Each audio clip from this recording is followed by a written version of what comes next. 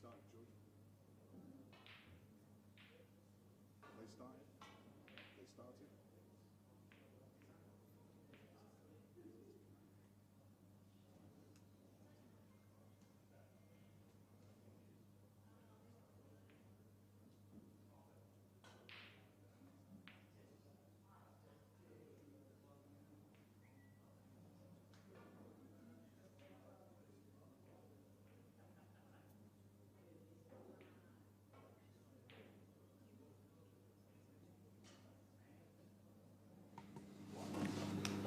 Welcome to the final of the Supreme Pool Series, and it's the grand final this time. Joining me in the studio is Gareth Potts. How do you think it's gone so far, Gareth? I think it's been a really good tournament. I think the amazing thing is the two guys that we've ended up with in the final are two guys that you would probably have said at the start of the series 2 years ago would have definitely won one of the events, and it's taken them 2 years and 10 events for them both to get to the final. Obviously two amazing players, and both have got a lot of firepower, so I think from what I've seen so far this weekend, it's a fitting final. Yeah, and you look at Tom, who's come through the winners' side, but his matches have been unbelievable. He's won 11-10 everyone. The last 16 he beat Phil Harrison, Adam Davies in the quarter-final, and the semi-final Sean Chipperfield, all world champions.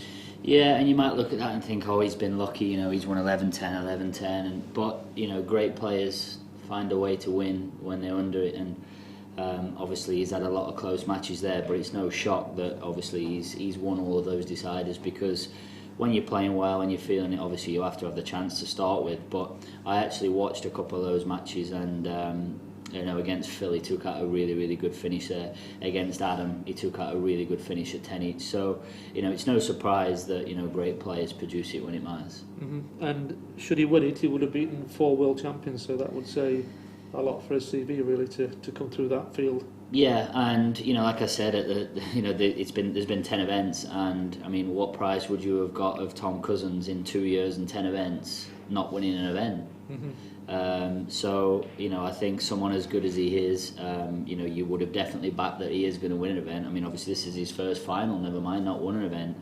So I think that just goes to show the standard in depth that this tournament has produced, and obviously just how hard it is to get to a final. Yeah, and looking at Gareth's run to the final, he beat Jimmy Croxton 11-9, Jack Whelan 11-8, and Dave McNamara, who was a surprise package really of this event, 11-10. Yeah, I mean Dave McNamara, I mean it's unbelievable really, that he was one frame off making the final there of the grand final. So obviously full credit to him. He's obviously played great and beat some great players this weekend, because you can't be one frame off getting to the final without playing great in this event.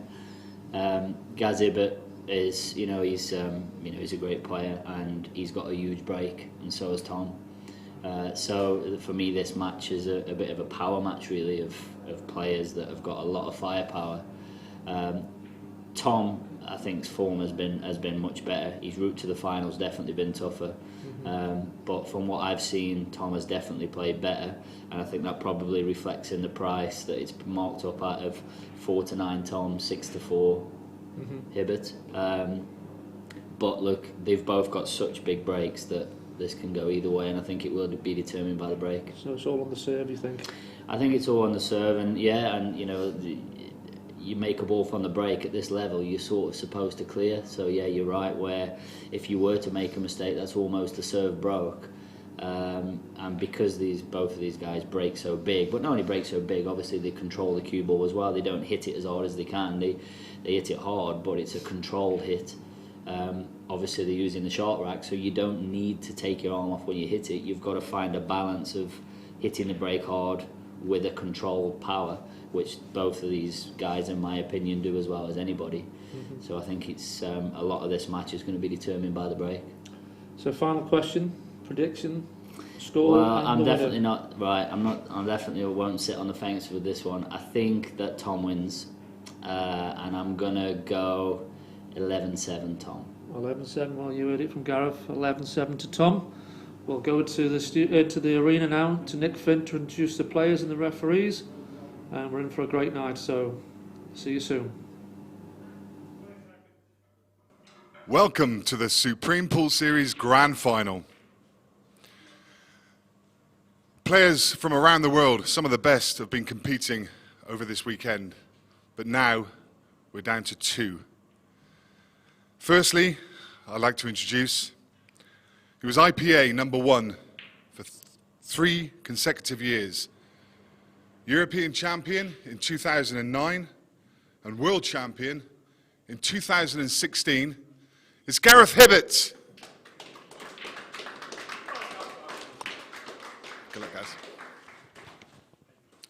His opponent, multiple UK Tour winner, IPA World Finalist, and 2 times WEPF World Champion. It's Tom Topcat Cousins. Good luck, Tom. It's a best of 21 frames. Your referee is Jay Gregory. Your timekeeper is Robin Charlton. On comms with me will be Shane Thompson. Without further ado, let's get on with the action. Good luck to the players.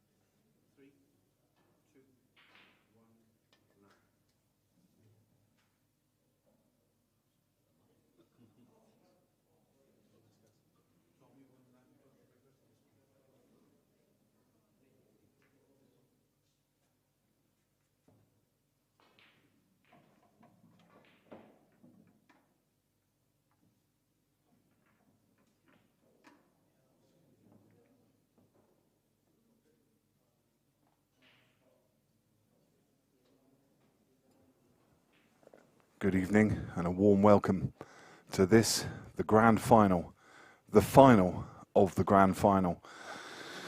It's been hotly contested all weekend and now we come down to the last 2. It's Gareth Hibbott versus Tom Cousins, and I'm joined on commentary by Shane Thompson. Evening, Shane. How you doing, mate? You all right? Yeah. What a final. It's going to be a new champion for sure. And a contrast, I guess a bit of a contrast. I didn't get to see Tom's game, but I know that Gaz has really come through the ringer in that one. And both hill games, so no one's going to walk away, you know, with absolute confidence. Or they just basically need to reset now, don't they, and just start all over again. Yeah, I mean, Tom's game was fireworks. Like it was a great standard. I thought. I watched most of that game, and both players played really well. Yeah, and in contrast to Gaz against Deej, I mean, it wasn't happening for them. I don't think I've ever seen Gareth Hibbott miss so many balls, run out of position so often. I think the difference with it is Gareth and Dave actually practice together. Yeah. So it's hard to play your mates, isn't it? It is. I mean, yeah. I spoke to Gaz outside, and he said, I don't know what it was. I just couldn't concentrate. I couldn't focus. Yeah. And we asked if it was because it was Deej, and he said, no, I don't think it was. He said, I don't know if I'm just getting too old to focus over these long weekends or what. And I said, well, I mean, how do you reset now? You know, how do you reset? Yeah. You just got to put it behind you and just like it's a new game. Yeah, it's a new game. You're 0-0 and you got to win 11 frames. Yeah. But I didn't see how this was priced. But I mean, well, firstly, let's just say, I mean, I've said it for probably the last couple of events. Here are 2 world-class players, 2 world champions, who have massively underachieved in this event by their own admission. I mean, Tom said it and Gaz has said it. I think that just shows how great this event is. Yeah, the strength and depth in the field. There's a good 15 to 20 players that can win these events. But I mean, isn't it fantastic that, you know, two players who have probably underachieved through the series now meet each other in the final? It could be more fitting, could it? Yep. So anyway, we see Tom, as he does with his monster break, makes a ball off of the break, and I mean, that's just such a weapon. That break. His break's ridiculous, mate. I mean, like you said, it's such a weapon. If it works, then I personally don't think there's a player that can stop him. Yeah, yeah. And especially when the table plays so well as well. I mean, this table does play a lot better than, in my opinion, anyway, better than the rest of them.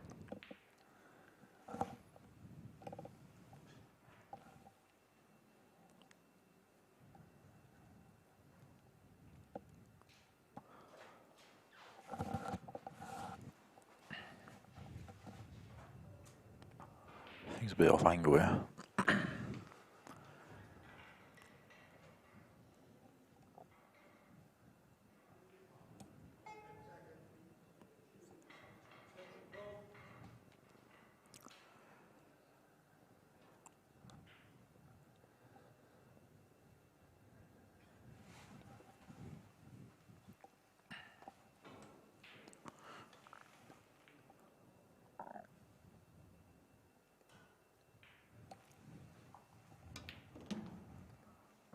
So already lots and lots of people tuning in to watch this, and why not? I mean, who wants to miss this final? It's going to be an absolute epic. But I would ask everyone, you know, it's Sunday evening, it's 8:30, and there's going to be lots and lots of people, lots of pool fans at home who may not know that this is going on right now, and even the laymen who aren't pool fans, maybe the snooker fans, that would enjoy watching this. So please help us by liking and sharing this post. Share it onto your social media platforms. You can copy the link from YouTube if you're watching on there. We are streaming to YouTube and to Facebook. Oh, he's played that really well. It's actually been a good finish. This he had to play a shot to develop these two reds that he's just played. It's always good to start a final off really well. So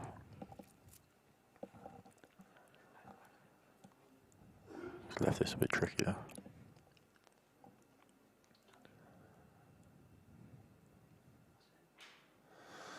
So be really interested. I'm going to try and keep an eye on both Facebook and YouTube. It's a bit difficult to get across both, but please do let us know your predictions.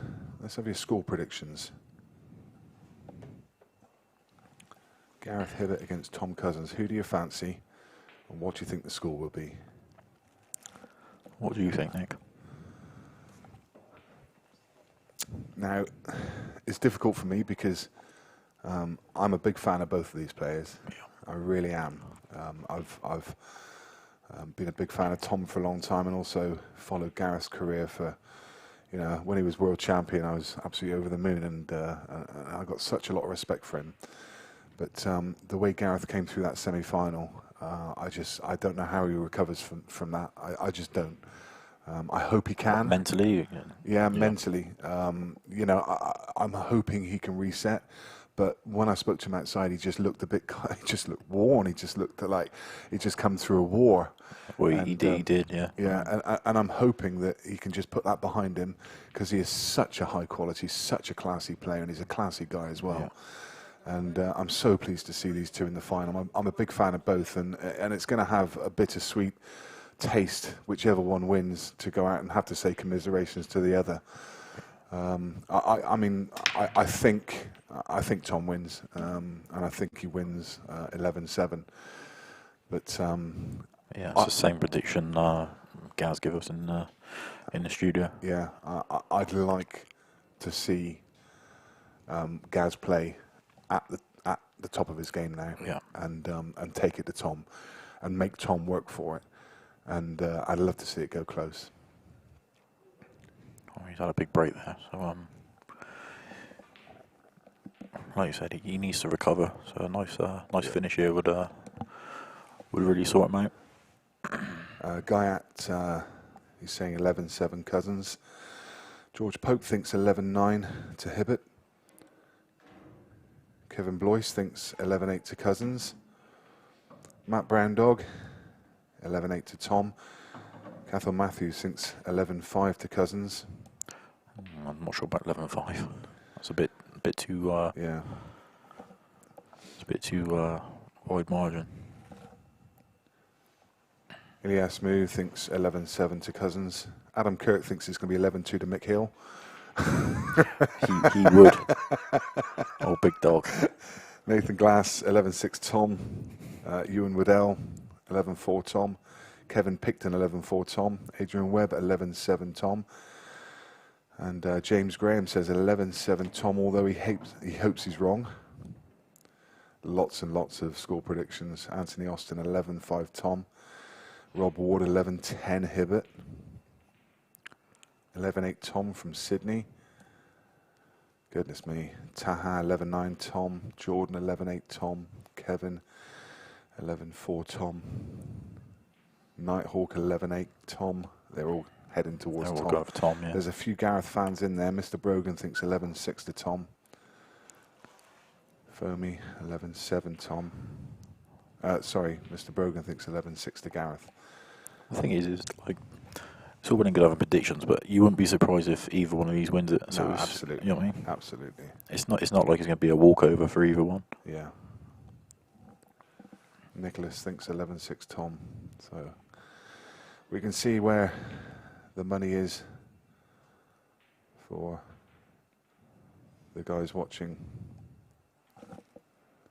And let's just hope it's a fabulous final, befitting of a grand final. And of course, one of these players will take a cheque home for £3,000. The other will take a cheque for £7,000. Either way, it's a lovely Christmas present. Of course. And that's unlucky that red's just come and kissed the white away. I think he was landing perfect on that yellow as well. He's got a bit of work to do now because, yeah, you can see it's a bit of a fine margin to get into, isn't it? And there's a lot of traffic in the way. Yeah. He was really unlucky there. I think he was landing pretty much perfect, and then the reds just come back and booted the white out at the top of the table. And this, of course, it's a key frame. Even it's only the second frame, but it's a key frame. Yeah. He has to trade blow for blow. If Tom's breaking and dishing, Yeah. the pressure's on Gareth to return the favour. Like we said, Tom's break's so big that you don't want him getting away from you. Yeah. Because it's so hard to...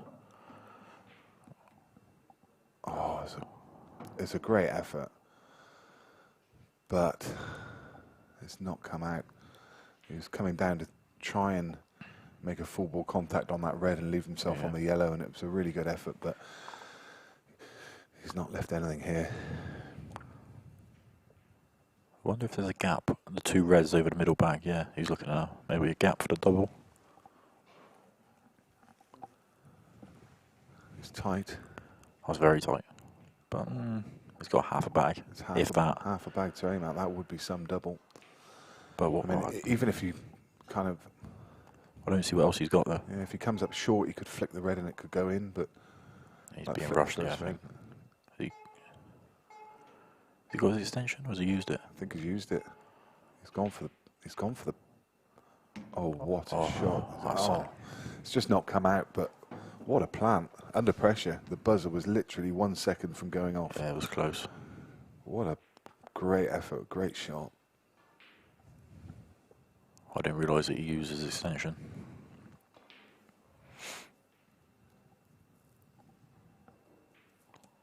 Going this way, he just needs to be careful of the in-off, doesn't he? I'll tell you what. Gosh. I'll tell you what. What a shot. That's a great shot. What a brilliant just shot. to even see the shot. Well, do you know what? When I saw him queuing up for it, I thought he was just going to have a big old hit at it. Yeah. I didn't, and when he played it at a controlled pace, I thought, goodness, surely not. Oh my he's missed it. God, he won't believe that after After making that clearance, now missing the black. I think he maybe rushed it a little bit because he just seemed to get straight down, didn't he? Yeah. Oh, what a shot before that as well. That deserved to win the frame. Look at this. I mean, that doesn't even look possible, does it? That's a great shot. That doesn't even look possible.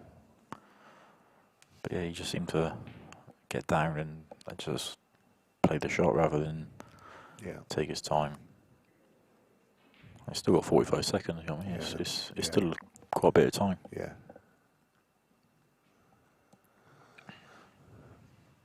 I'm assuming that the red on the left cushion is not tied on the knuckle. It goes drops, in the middle. doesn't it? Yeah, it does, yeah.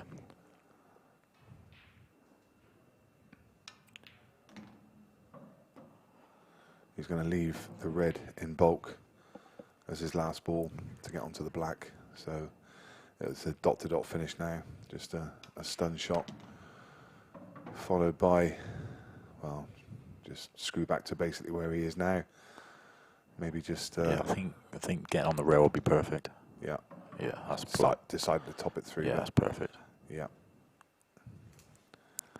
Play this with a little tracer left. Yeah. Oh, he's alright. I thought he might be able to straighten the shot up. And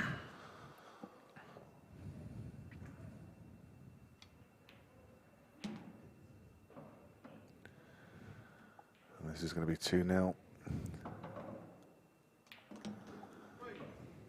Wow. A couple of fantastic shots from Gaz in the middle of that frame, but just... And like we said, I know it's the second frame, but that was such a big frame. Huge.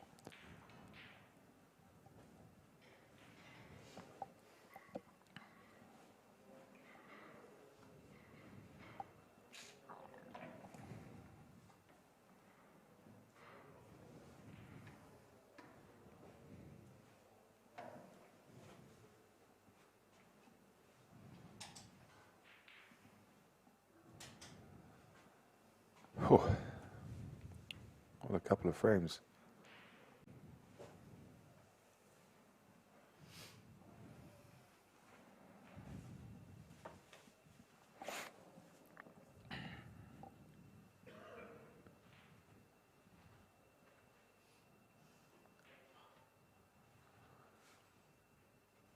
Again, big welcome to everybody. Thanks for joining us.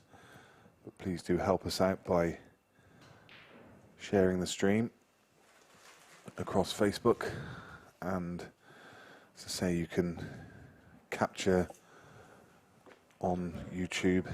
There's an arrow that kind of swishes across to the right hand side. You can click that and copy the link and send it across to Facebook and across to any other social media platforms you care to. We need to get this game out there. Huge again. So big. And this is what Gaz has to contend with, and this is why he has to trade blow for blow, because Tom is not going to give an inch on his break. It's Look at these yellows. Yeah, I mean it's 3-0. You know, and to have this tool in your armory, to have this weapon, as I mentioned during the semi-final, it just makes life so easy, because, you know, even the club players, if they're playing Wednesday night pool, if they could bring Tom Cousins in to break for them and say, go on, Tom, you break, and I'll clear up, they'd be dishing most of the frames, wouldn't they? Because the percentages would be right up.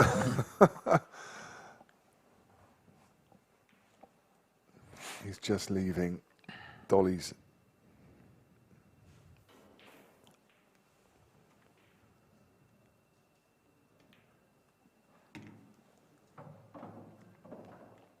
The thing is, he doesn't give you a sniff, because not only is it dollies, he just doesn't run out of position. He doesn't miss a ball in open play, so, or rarely. So, and even if he does, he's always got yeah, decent partner ability, hasn't he? Yeah. If he runs out of position, he can. He don't mind knocking in a tricky one. No, he'll leave an angle on this yellow. He'll probably just drop this red and probably leave the cue ball around about, sorry, drop the yellow and leave the cue ball around about where the yellow is now, so he can just, there you go, just float down now. So he'll play it with top and touch aside just to float off the side cushion down towards the bottom rail. Just wants to leave a small angle just to be able to punch back out for the black. And if you use a tracer side on them, it helps the pot as well, doesn't it? Bit straight up. Yeah, he's fine. He's got a bit. He's got enough angle there just to. I mean, even if he was straight, I think he's still fine. But he's got enough just to punch out.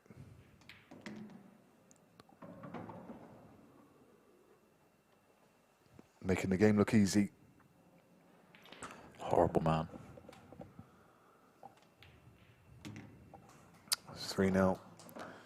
And again, Gaz will be feeling the pressure when he comes to the table on this break, knowing he has to make a ball, knowing he has to dish. Yeah, he needs to just get his first frame on the board and settle a bit.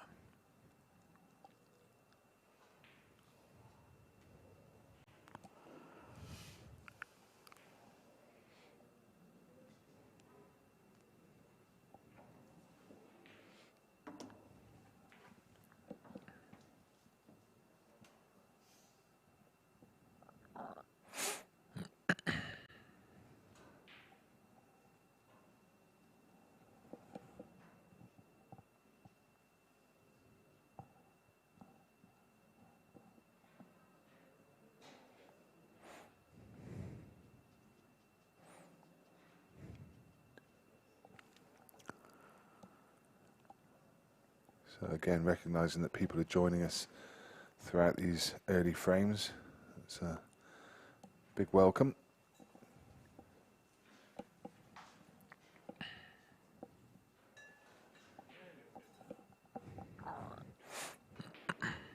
Fourth frame, Gareth Hibbott to break, trailing by 3 frames to 0.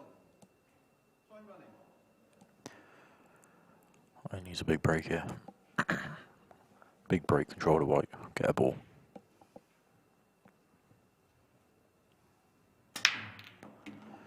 Oh, and he's in off. Disaster.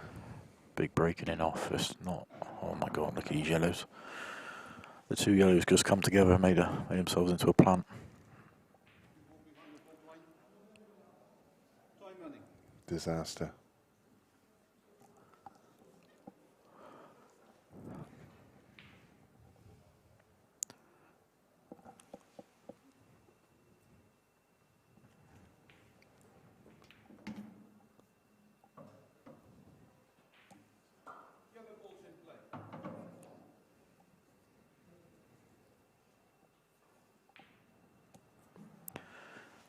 I think you can mark this frame up already.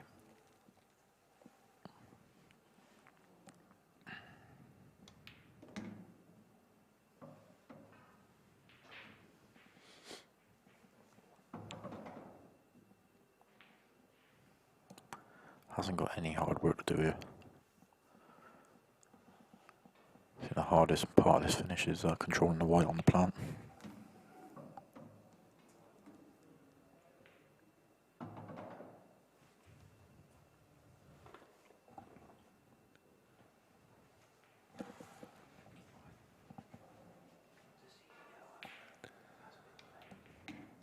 So I'm going to take a look at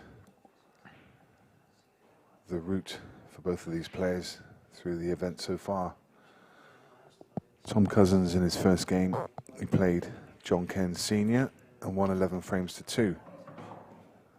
In his second match, he played Mark Asprey and won 11-3. He then played Clint Jansen in winners qualification and won 11-4. He played Phil Harrison earlier on the stream table today and won in a Hill game 11-10. He was 10-6 up that game as well. Yeah. In his quarterfinal, he came through another game, Hill against Adam Davis and won 11-10. In his semi-final, he came through another game, Hill against Sean Chipperfield. So he's played a lot of frames today. Yeah. He's already played. He's played the maximum, hasn't he? 63, 66 frames at this point. Played 66 frames. That's going to take it out of you mentally, but he's a young man, so... I think the good thing is that he's had a night to have a little rest and... Yeah. And noticeably as well, Tom was the only player to come through the winner's side in the last 16. Yeah. So during that last 16, it was all winners from the loser's side, apart from Tom. That's crazy, isn't it? So Gaz Hibbott, he's had a bit more of an onerous weekend in terms of matches. He played Rich Gifford in the first and won 11-7 against the Gloucesterman. He beat Craig Waddingham 11-10. Then he played Jake McCartney and he lost 11-10, which threw him across into the losers section. He beat Rob Warren 8-4 on stream last night. In the last 16, he beat Jimmy Croxton 11-9. Then he beat Jack Whelan 11-8. And in his semi-final, of course, he beat David McNamara 11-10. So he's played a few frames today as well.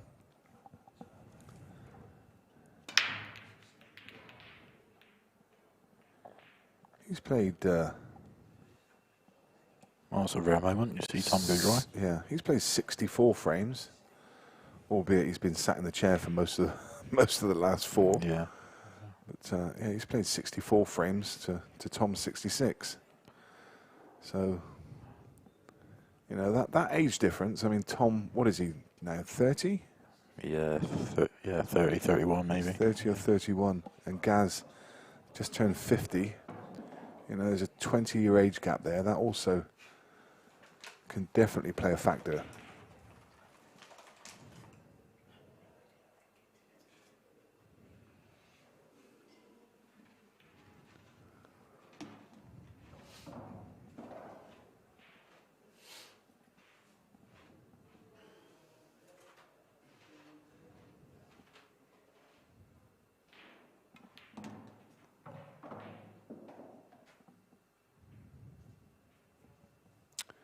Yeah, 30 years old.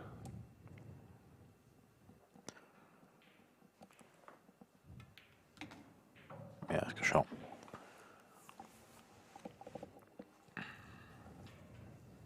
And this is just what Gaz needed. A dry break to have a chance. Yeah. And maybe find a break dish in the next to get back to 4-2. Oh, wow. But all these little wriggles. Oh yeah, they'll be getting into his head. Yeah. They'll be in his head. They'll be adding a little level of negativity in his mind. Another layer on top of what's already there from the semi-final.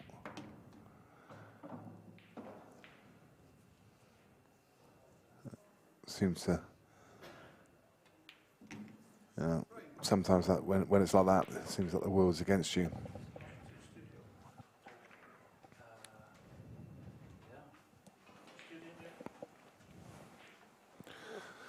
Just going to throw across to the studio for a few words from Gaz and Lee.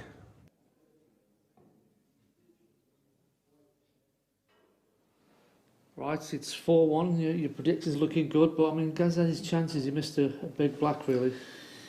Yeah, he missed a big black, but the shot he played before when he's clipped the yellow in was an unbelievable shot, really, because obviously it's a brand new table. It's really, really slippy. So to judge the slide off that rail was a great shot. So he would have been doubly disappointed to miss that black after playing such a great shot. But yeah, I mean, you know, someone like Tom that plays as good as he does and breaks as big as he does, then you know you don't really want to be 4-1 down. So yeah, he's got it all to do, and really he's relying on Tom making a few mistakes. I mean, he is quite intimidating to Tom, and the style of play is quick, and there's nothing really safe when he plays. So no, but Gaz can be like that also. You know, Gaz has got big firepower also. You know, they both obviously very, very good players. They both break big, as I've said, and they both pot a lot of balls, and they don't really make any mistakes. So he'll know that if he gets his chances, he can get back into the match. But he'll also know that, yeah, you know, Tom just sort of strolls around the table, and you know, you wouldn't know if he was 10-0 up or 10-0 down, sort of thing, and he's just quite sort of nonchalant. So.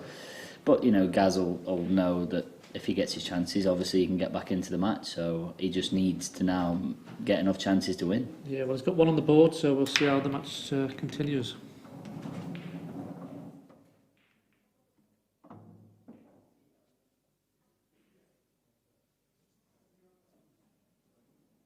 Great to have the insight from the guys during the match. Interesting to hear their opinion, and yeah, all Gaz can do is hope for mistakes from Tom and take every chance. Yeah. Grind his way back into the game. There's another one. He had a kick there. You can tell he had a kick as well because he's lost a bit of pace on the cue ball and immediately asked for the cue ball to be cleaned. Yeah, the white straightened up and come back towards the reds rather than going forward. Doesn't that always happen when it's not quite going for you? Yeah, it comes in at the worst of times. Yeah. You always see it, don't you? I mean,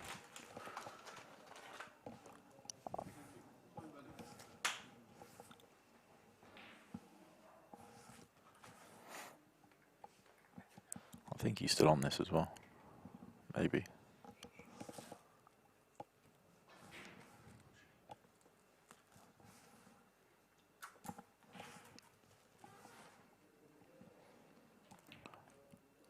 Yeah, he was on it.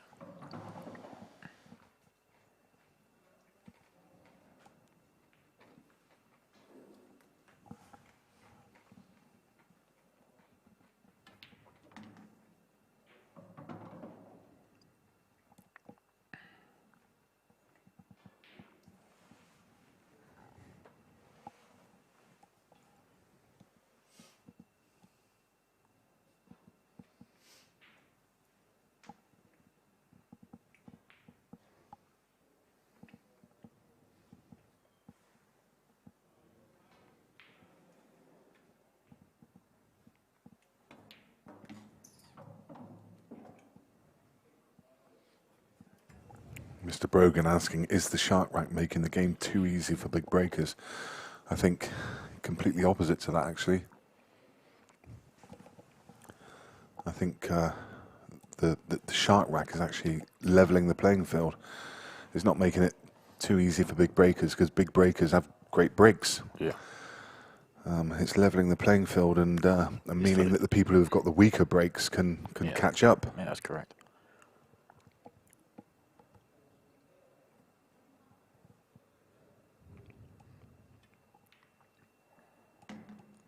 Good shot.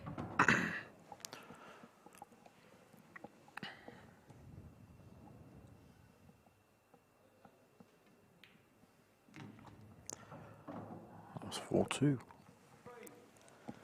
Andrew Carey correcting me and telling me that Tom's played 105 frames, not 66. But actually, that wasn't the point I was making. He's played 66 frames today. Today, yeah.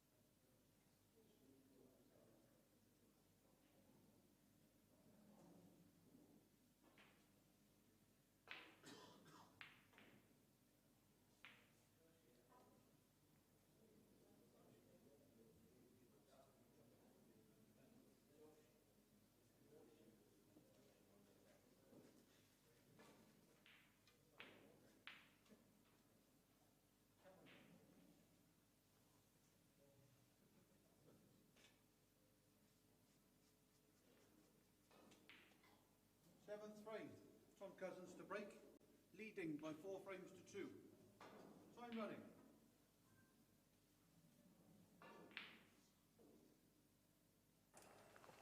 Tom breaks in frame number 7. And it is massive.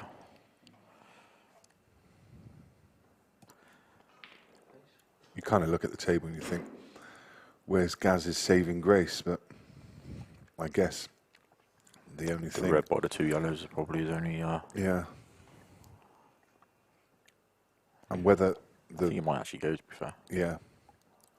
Yeah, whether that one goes, whether you can get to the potting angle. I think even if it doesn't go, you might be able to just spin it in with a bit of side. Straighten the red up.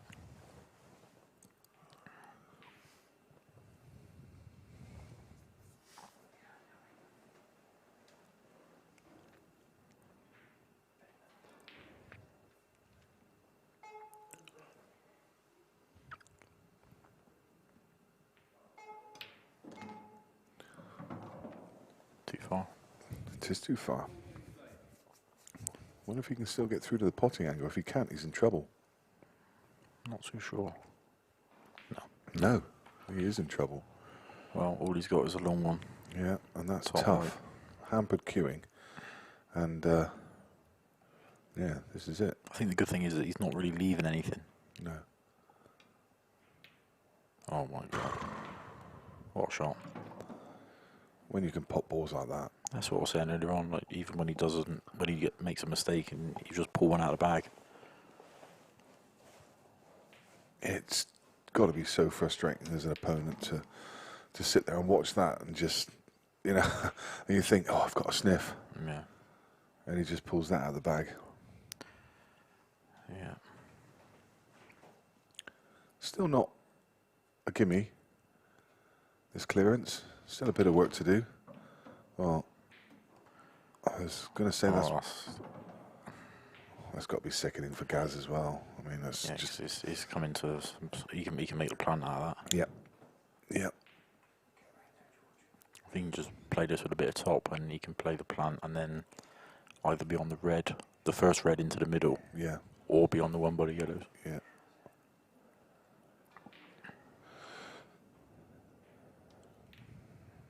Ooh.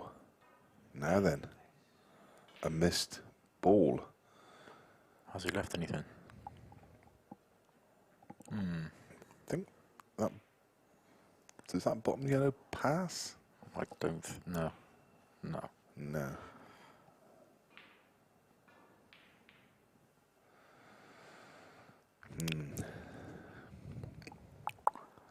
It's not exactly left a gimme.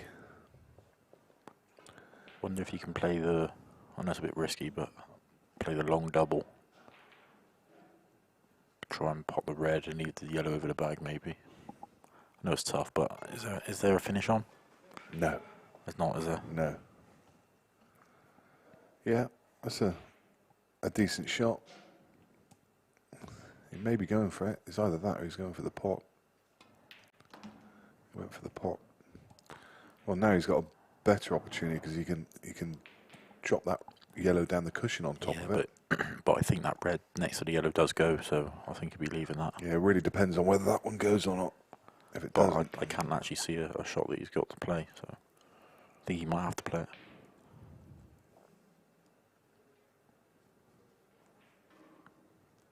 I'm not too sure what he was doing about the finish though, because it didn't look like it was a finish on. no.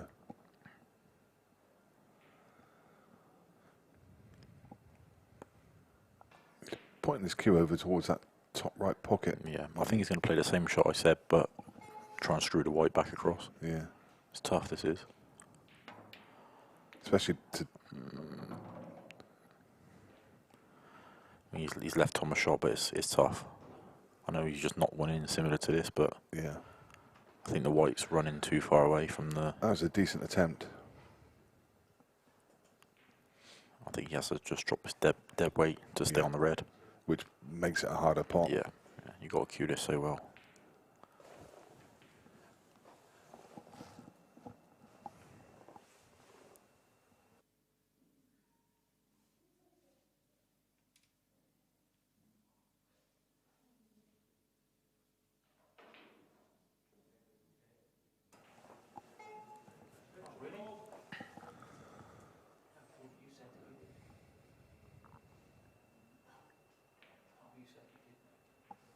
This is a big shot. Oh my god, how well has he cued that? Goodness sake. How well has he cued that? Jesus. That's 2 massive pots he's taken out in this match. Unbelievable. It's just so disheartening for Gaz to be sat there watching that. Find that Raybone easy. Oh, Like Gaz has actually played a half decent shot there as well. And yeah. wow.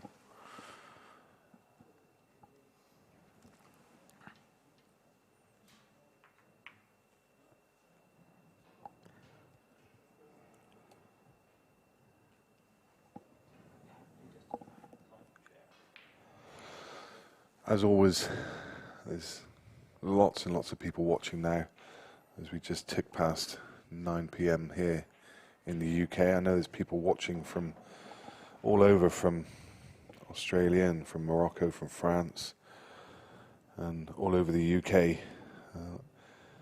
Again, as always, could you please, if you're watching on YouTube, subscribe to the Beard Productions channel. Click the notifications bell and you'll get notifications when we go live. Lots and lots of events lined up for you next year. And also, if you could like and share the stream on Facebook, it'd be greatly appreciated. Lots of people enjoying this game now. Always good to get the numbers up though.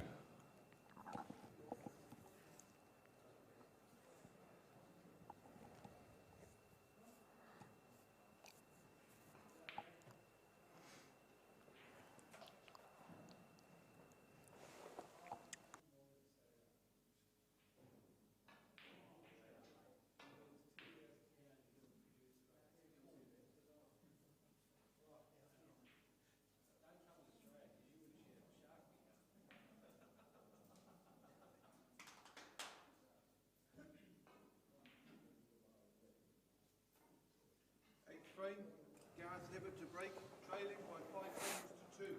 Time running. Another must win for Gaz. Yeah, we keep saying it, but every frame at the moment's a must win. It really is. Got to stay in touch. 6-2, and this one's all over, in my opinion. He's hit them good. 5-3, and he's still in it. And this is the difference. Look, I mean, it's just gone a little bit messy, whereas the toms are coming out beautifully.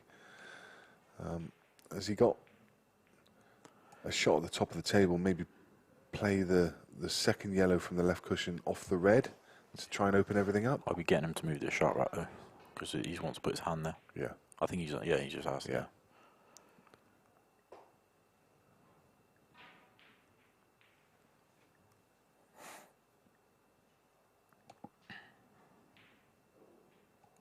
Yeah, he's on the one up the top.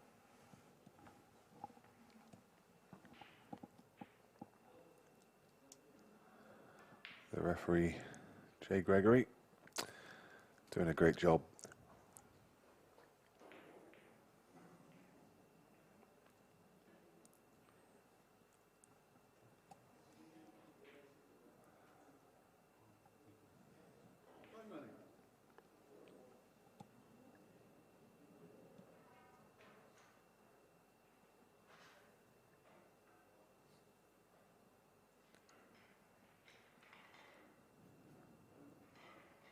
I think he'll want yellows, won't he? Is he going to? Oh yeah, no, yellow's definite. Yeah.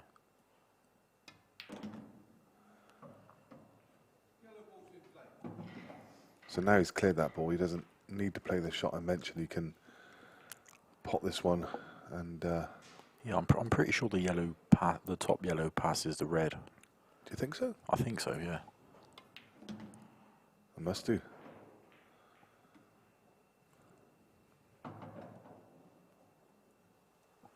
Needs a nice angle on this ball along the top rail.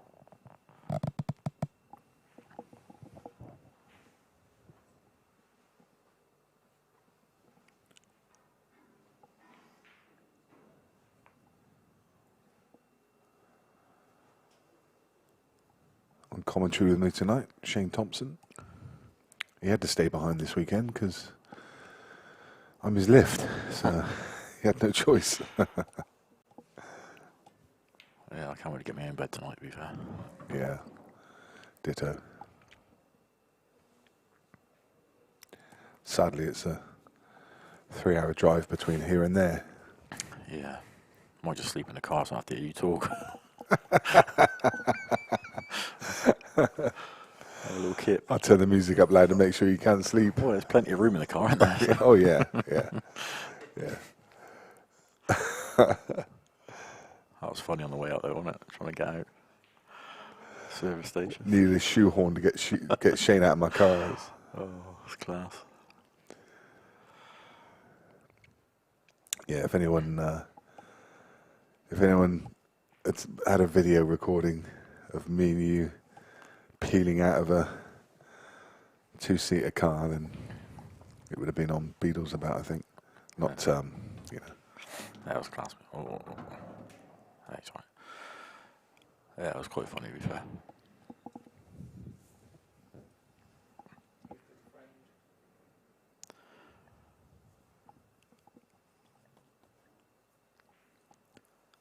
I thought Gaz was going to take these two first before the bottom two, but I think he's alright. He just screw into the red, maybe.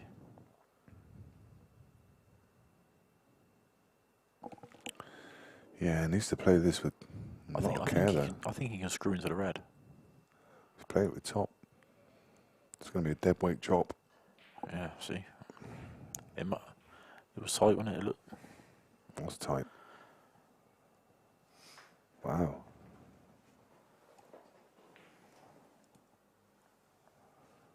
And that's why I wonder, because when he had the yellow over the pocket there earlier, He could have moved it. he had a nice angle just to That's stun why I across thought- into that's it. Why I just thought he nudge would. it. That's why I thought it must have went quite comfortably Yeah. for him to not play that shot. Yeah, yeah, yeah. It's all about whether this red goes above it. If it does, this should be, well, hesitate to say it, but it should be frame. Awkward red on the right rail. Yeah, because I don't think that goes in the middle. So that flew in.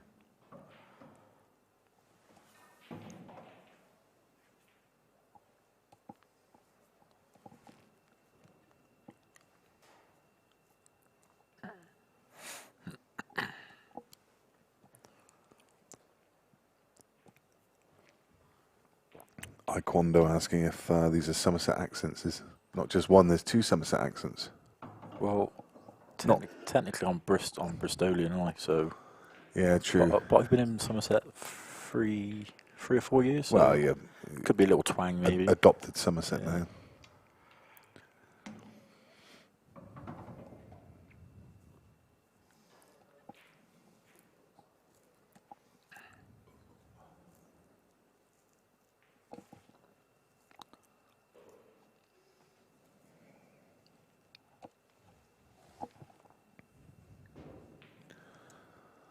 So, all about this red on the right side rail, which he is going to have to move. That's quite tight. That is tight. He wants to take that because he wants to leave an angle on the other one to nudge that red out. Yeah. Or maybe not.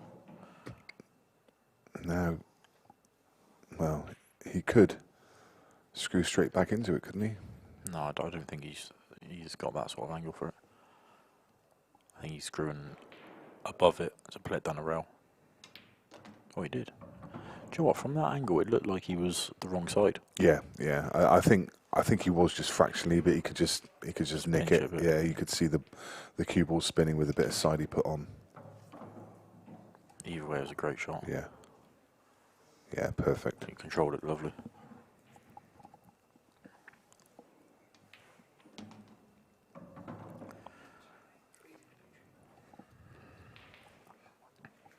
Another simple black. And it's one-way traffic at the moment. Is that 6-2?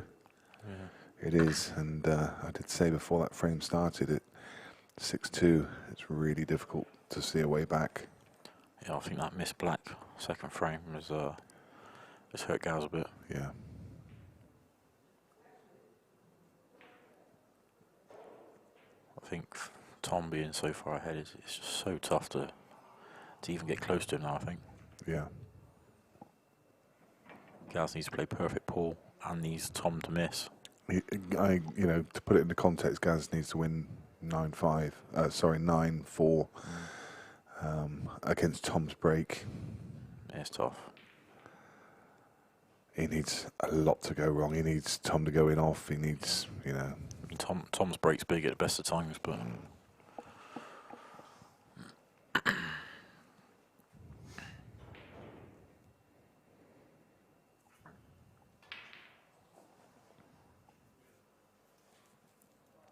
Is it Tom's break now, or is it Gaz's break?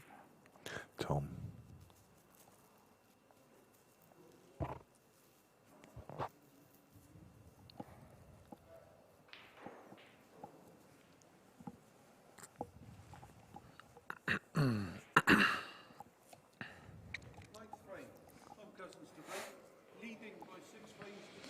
Gaz needs a mistake.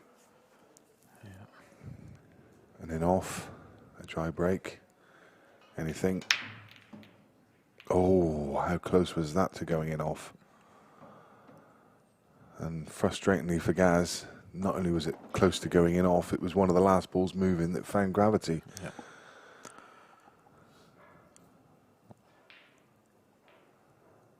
I mean, Reds will be your first choice, but Yeah, he's got no shot. he's got no shot, so he's going to have to go for the harder set. Because the yellow down by the 2 reds as well was a bit tough, and obviously Yeah. you got the 2. Well, obviously they plant, but you still got to make the plant.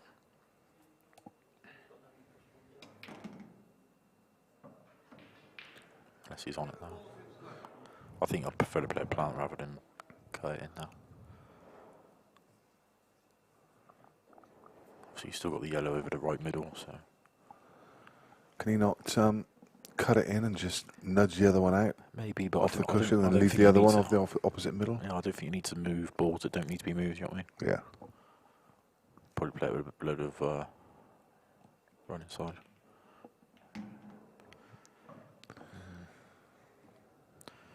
Yeah, I just didn't feel we needed to move it. He could have just dropped the one in the middle, then played the plant, because then he still had the one over the middle bag to let if it went wrong. I think he tried to avoid. Yeah, I he think tried to he avoid did. it. Yeah. But it's all coming out delightfully at the moment. Not too sure if this yellow by the reds actually go anywhere. He's looking now. I think Might go to the middle. yeah, left middle. That's tightly gone that though. It is tight. But he's got the right ball to get onto it. So, I mean, he can just stun this across now along the bulk line. Leave himself an angle on the 1 to right he centre might to be drop able down. Yeah, he might be able to go into a red, maybe. I think he's too straight. Yeah, he's too straight on. Well, is he? Well, if he is straight, he might be able to pinch a bit and Yeah. just top it past the Yeah. I think he's, like cushion side, top it past, yeah, and I think he's come just down. okay. Yeah.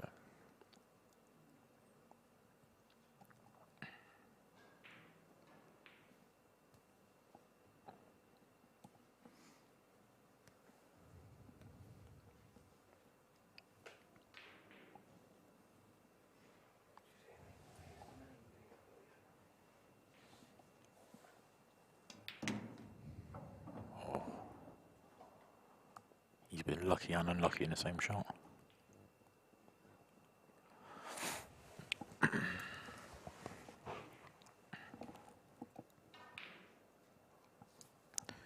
I wonder if he's got an angle on this yellow to drift up above it.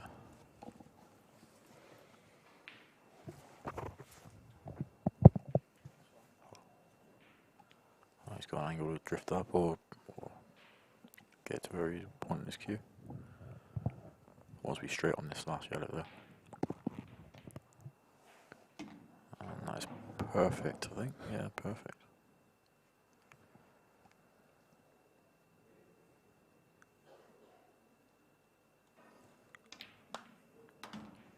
Yeah, it's a great finish. 7-2. Just delivers at the right time, doesn't he? Pull it out the bag now. And how can Gaz stop this I, runaway train? it's horrible to say it, but I think it's game over. Yeah. And it is horrible to say because obviously, like we said before, Gaz is a really nice guy and he is one of the best. And it's Sean Chipperfield just leaning in for a word of encouragement to Tom. It would have just been something along the lines of, just keep going, mate. Just keep doing more of the same. His good friend there, Dwayne, in the cap. He's ever present when Tom's playing.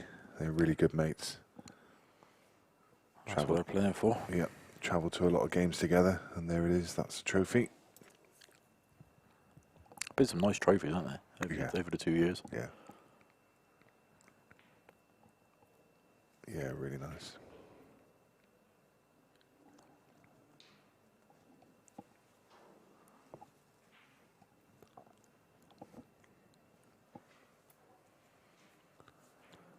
And also over in Tom's corner, I noticed a couple of other recognisable faces cheering him on. No, Ian Smith's over there. Ian, I guarantee if you've watched any pool, any money matches, then you would have seen Ian Smith. You might not realise you see Ian Smith. Oh, this is disaster. This is unbelievable. Yeah, you might not realise you've seen Ian, but he's been there in the corner because he travels more than any man in this country to go and watch pool, doesn't he? Yeah. Thousands of miles every year. It's just incredible. He comes to all of your games and all of Parkin's games and all of Cole's games. The travelling he'll be doing this week will be ridiculous. Yeah. He's coming from, because obviously he lives in Kendal. Yeah. So he's travelling down Thursday to pick me up. So he's travelling down to Bridgewater to pick you up. Yeah. To drive to Clacton on Friday morning. To drive you back and then back to And Kendal. back to Kendal, yeah. Which is, God, it's got I might give him some fuel money. I'm not sure. Yeah. Best part of a 1,000-mile round trip. Oh, isn't easy, it? yeah, easy. I mean, from me to Clacton, it's about 414 miles or something like that. So that's 800. That's 800 miles already, and obviously he's past Blackpool. He's got to get to you. And Blackpool from me is about, I don't know, 280. Yeah, nearly 300 miles. He loves it. He does love it. Absolutely loves his pool. He's literally driven down from Kendal. As soon as Tom got through his quarter-final, he got in the car, drove down, missed the semi-final, and got down here to watch the final. Yeah. And if Chippy had won that decider, he'd have been. I said to him, you were almost having a wasted journey. Oh dear. I mean, even when we went to Dublin, he flew over on a Saturday morning and flew home on the Sunday morning. Yeah. So. Yeah. Yeah, he loves pool.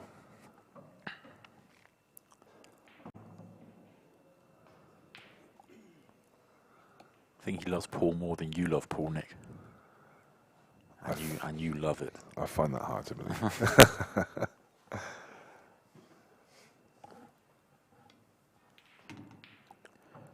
That's a good shot. Oh. There's Ian with the grey hair in the background. Loads of grey hair. I think Dwayne needs to give him his cap. Hey, at least he's got some, hey? Well, we look like a couple of bowling balls over here. So. It's through choice, though, Nick, isn't it? Yeah, exactly. Well, kind of. Yeah. To be fair, it is through choice. If I wanted here, I can go Turkey and get some. Yeah. 8 frames to 2. I'd love to see you turn up to an event with a full head of hair. How funny would that be? That'd be amazing. I'll tell you what, if I would have won this, I probably would have invested. And a big, quiff at the front, I don't know. What would you have, like a mullet? I don't know what, mate. I'll have as much hair as I can possibly get. And just let it dangle You'd be like freely. that. You'd be like that announcer off the boxing yesterday with the great big ponytail. He's got like a great big mane, No, I don't know and about it comes down to his knees. I couldn't believe it. Yeah, What's his name? Oh, dreadlocks. Yeah, dreadlock mane. Yeah, I'm not too sure about that one. You look good with one of them, Shane. Anyway, in the meantime, while we were just waxing on, another frame goes in favour of Tom, and it's 8 frames to 2, and I think that Gaz knows the writing's on the wall. I think it's horrible to see, though, isn't it? It is horrible because Gaz is a winner. He's a born winner, and he's there talking to his partner Viv, and she's given him a little bit of encouragement. Viv Rusco, that is, she's the head of the IPC, which is the independent pool company. She runs all of these refs. She's also, you may have seen her, she also does some of the matchroom reffing. She did the World Cup of pool and stuff like that. So you'd have seen her. You'd have seen her on Sky Sports. Yeah, I think she referees GB9 as she well. does GB9, yeah. She's a very, very good ref, actually. In fact, she was instrumental in writing this set of rules, this supreme set of rules. Yeah, I'm pretty sure if Gaz wasn't in this final, then she'd be reffing this final. Yeah. And of course, they're partners. Great couple, actually. Yeah.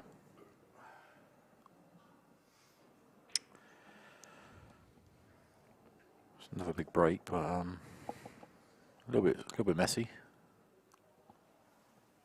Not sure if he can pop this in the middle and screw round to open up the red and yellow. I think he's a bit too much angle there. Maybe able to. Maybe able to pinch it a bit. Yep. Depends if the cushion's sliding much. I haven't played on this table this weekend, so I wouldn't know. You haven't played on many tables this weekend, No, I've had a shocker. It's the first week, the first event that I haven't made the Sunday. It's horrible. Mortifying, isn't it? Been sat around watching pool all day. Yeah. Waiting for you. You love it. Not as much as you. You enjoy watching it too, though, don't you? No, it's good to watch sometimes, yeah. And Tom's a mate, so it's good to stick around and watch him. To be fair, I'll probably play more pool today than that all weekend.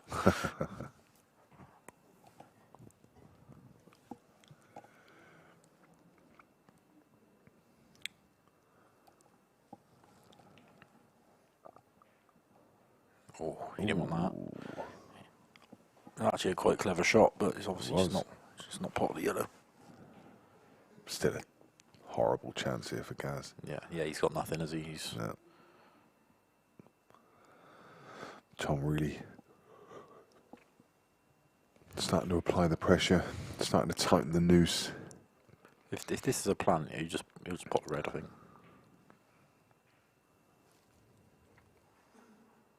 No, it's not a plan.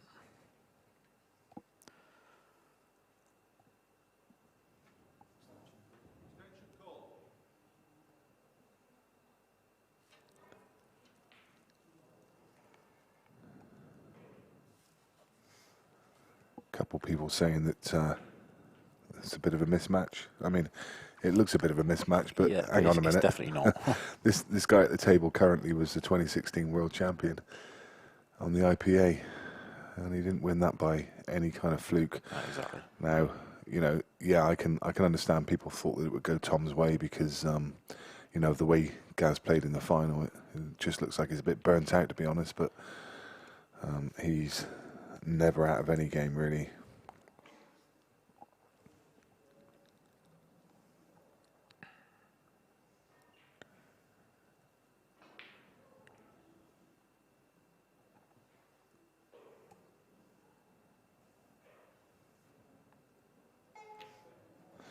And let's not forget, this is the same Gaz Hibbott that only about 6 months ago made back-to-back 147s in a league pool match. Snooker match. Snooker match. I got And pool I on the brain now. It was actually his first ever 147. Yeah. And then made a second one straight after And next made rank. Ridiculous. Yeah, he can hold a cue. I wonder if there's many pro players who have made back-to-backs. Did Sean Murphy make back-to-back? No, it was in 2 and 3 frames, I think, wasn't it? Yeah. I think that was in Germany. But I know he made 2 in a match, in the same match.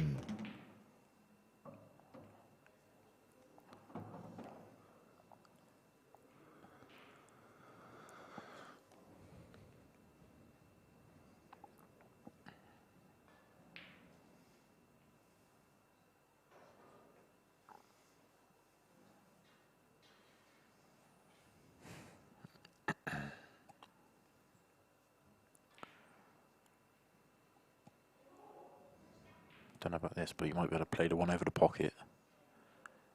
Leave a nice angle on the one in the middle just to come down and maybe either plant the red onto the yellow or move the red. Move it. Yeah. I was just looking at the same thing, funnily enough. I just wondered if he had an angle now to come 2 rails and... No, I think he's... I think he's just playing lots of turn shot, leave He the white is. bottom rail. Yeah. If he can get the one in line with the yellow that he's closest to now, then Gal's got no shot.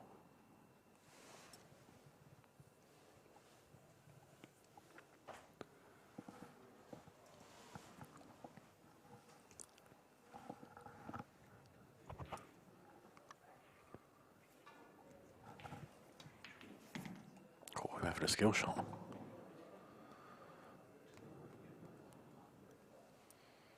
Wow. Yeah. Bit of a liberty, but I guess he knew he kind of had the backup plan of, he's not leaving much. Yeah. I mean, when Chippy had a little word in his ear, it might have been, hurry up, I want to get home. Yeah, it could be exactly that. Tom definitely won't want to let his foot off the gas Definitely now. not, no. He knows how good Gaz is.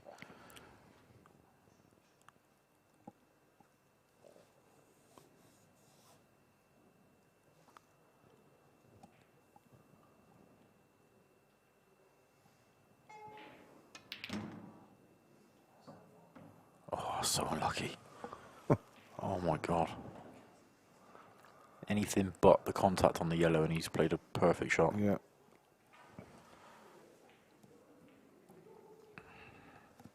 I mean, Tom's still got to play a good shot here, though.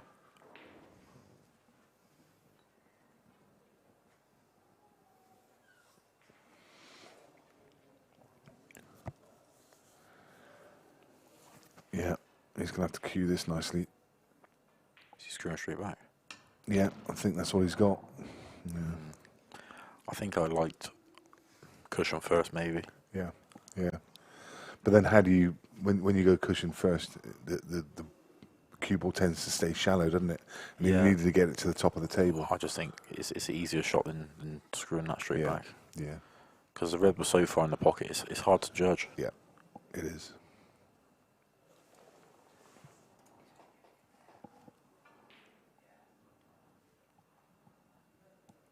Cool, this will be some shot if he gets this. So looking at the black off the yellow into the top left.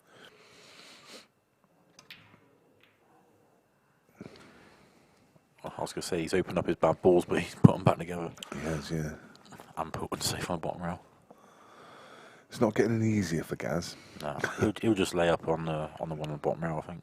Unless he fancies going for him. I think he's going to Split- go for yeah, me. split Gaz him is a up, yeah. very, very aggressive player. He's going to go for these for certain. He knows he has to go for I everything. think you've got to at this sort of Yep. stage of the match. Yep. 8-2 down, you've got nothing to lose now, have you? No.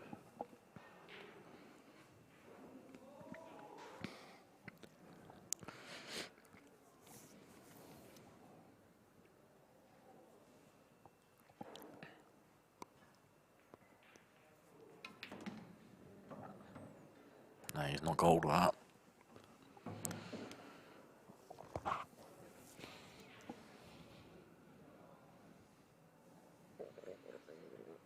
It's unlike him. He's normally got a lot of cue power. Yeah, he does cue the ball really well, but that one he's just not got hold of it at all. He's left with a horrible plant, or that's what he's looking at. The first thing he looked at was the double cushion first off the yellow, but doesn't like that. Yeah, no, I prefer this shot to be fair. Yeah. It's natural to come round to get on the one bottom rail as well. So. Oh no, not enough. Oh, he's alright. Could have done with about 2 more inches, but I think he's got to screw this off a 2. I don't think he can get out there.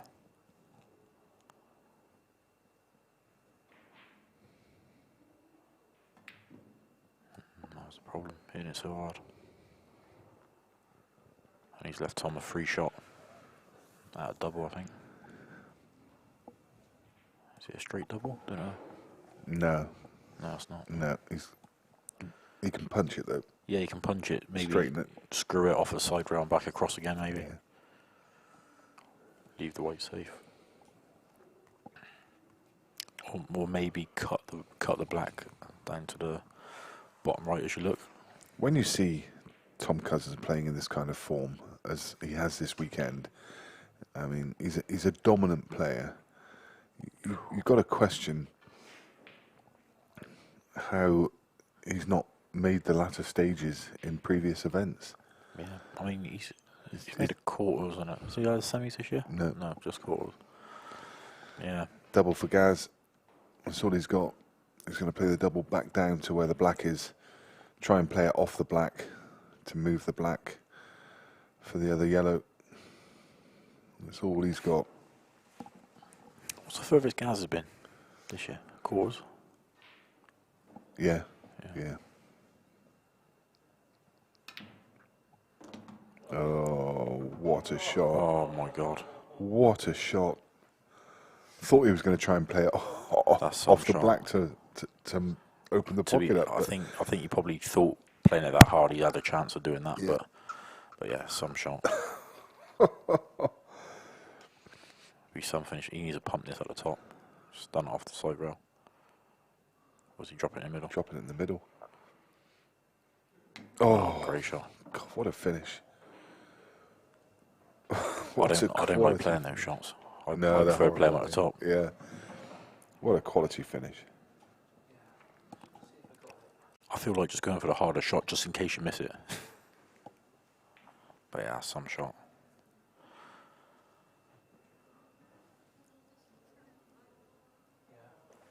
Could that kickstart him?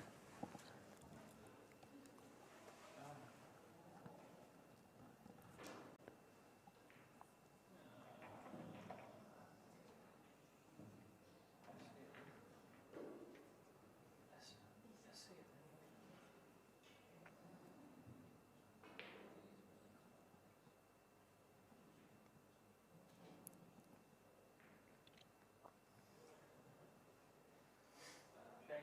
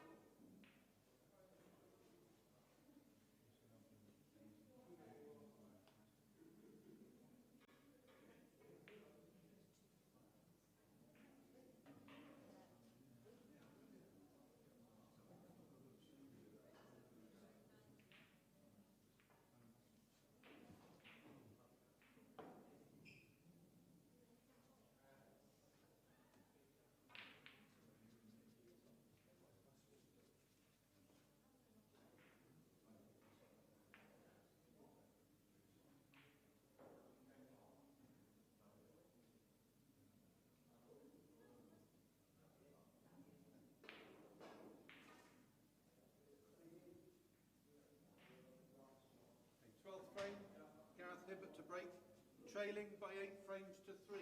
Time running.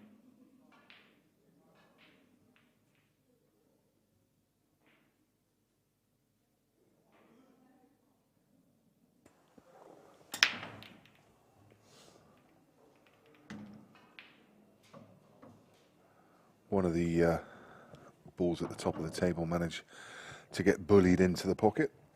And this is a pretty decent chance.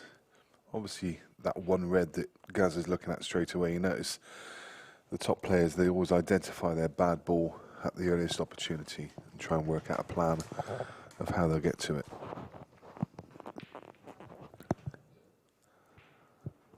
So he's spotted,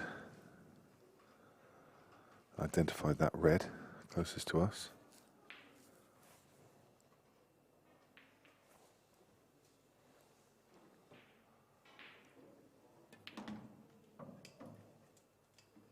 Red ball's in play.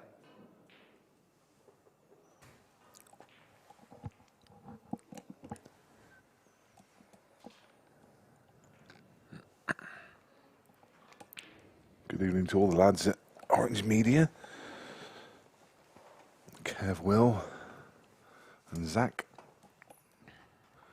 Hope you're all in fine fettle this evening. So I was saying a decent chance, and you feel it's really only making the scoreline a bit more respectable. Yeah. But you know, There's always a chance. he can't look at it that way. He just has to be mentally strong and think, get this one at 8-4. He's not got into that again. We must. He put his hand up in a way of apology because that could have gone. I think he's because he's on the one on the bottom. Yeah, it could have gone a lot worse, but he's actually on the ball. But He's got a chance at this.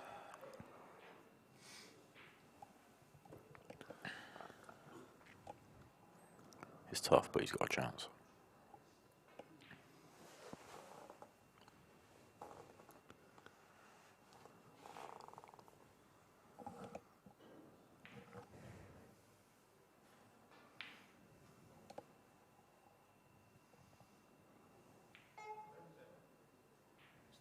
Extension goal.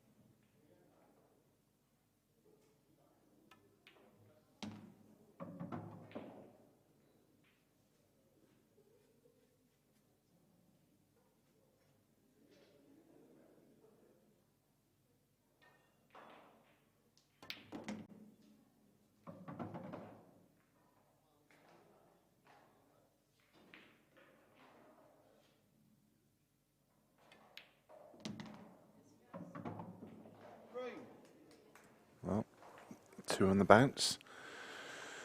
Needs the next one as well. So he'll need a mistake from Tom.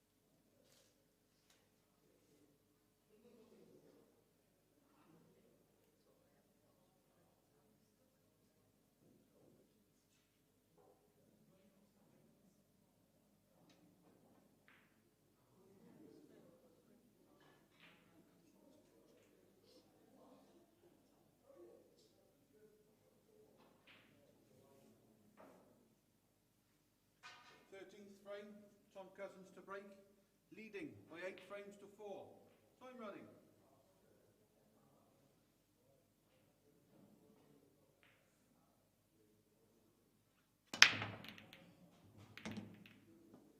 Foul on the break. Well, that's huge. That's huge. And that is the mistake that Gaz needed. He jumped out of his seat. And, well, 8-4 could quickly be 8-5. Yeah, could be game on.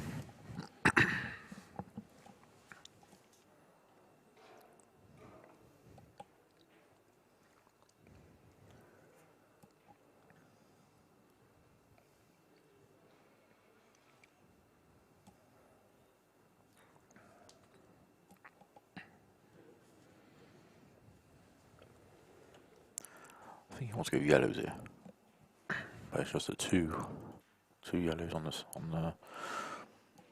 by the black spot. A bit tough.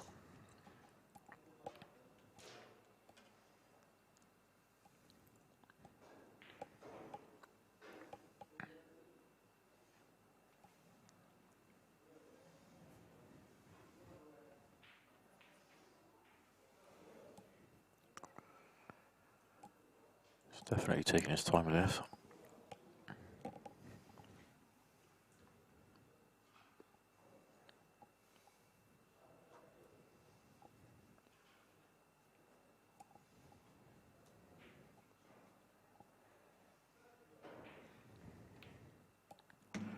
Yellow ball's in play.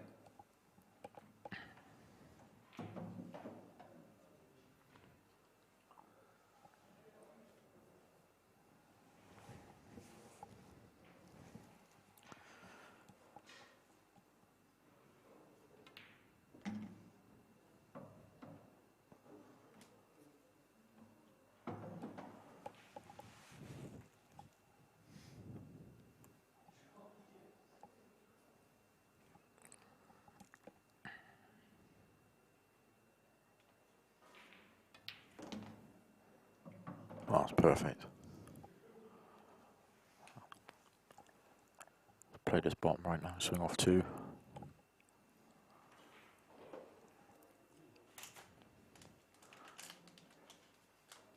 Could be game on here.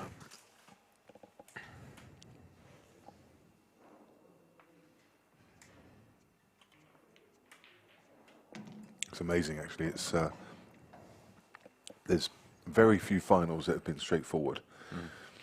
I think we looked last time, and one of the heaviest defeats through the 10 events was, I think it was 11-5, but every other one of them has been close. 11-7, 11-8, 11-9, and even hill games.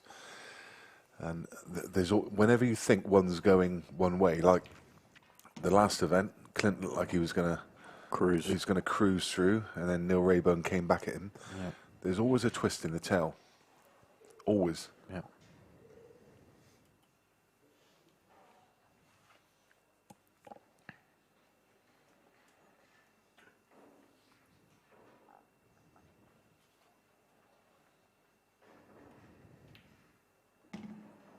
Oh, that's perfect.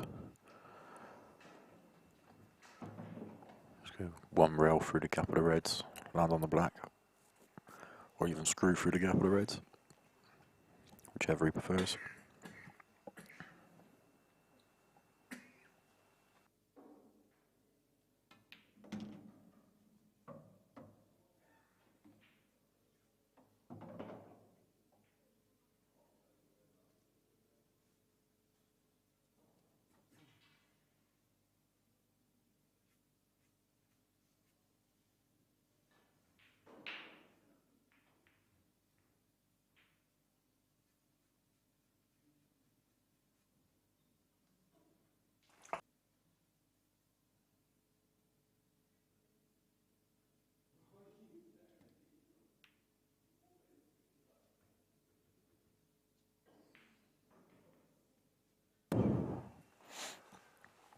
Well, he really couldn't have landed any worse there for the black, and he's missed it, left over the bag, so half a chance for Tom, yeah? A couple of balls safe, but I think easy enough to double or knock him out, maybe. What his first shot? Needs to cue this really well.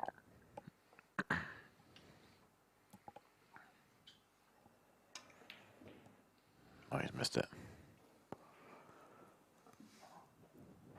But he's snooker gas. He's not really got easy escape either.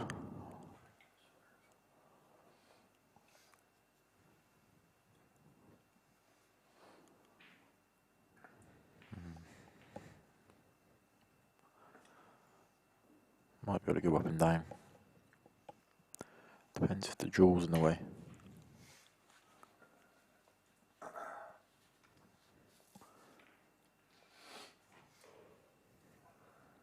It looks like he can get to it.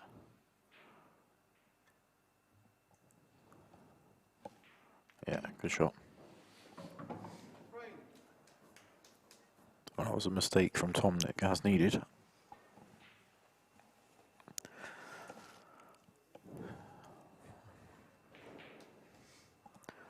So 8-5 and the game's back on, I think.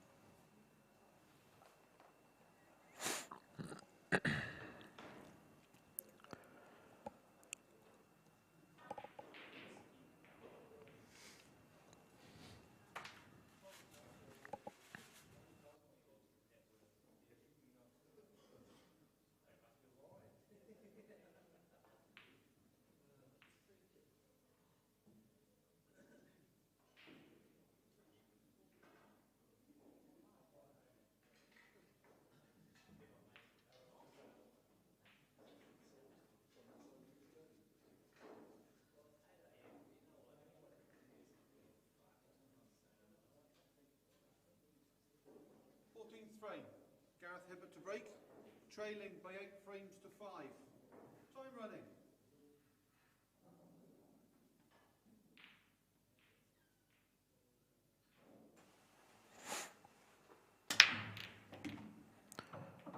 Oh, it's a big old break. Just feel like the balls are now coming out for Gaz rather than getting all sticky and tied up. I mean, these yellows are, couldn't ask for anything better.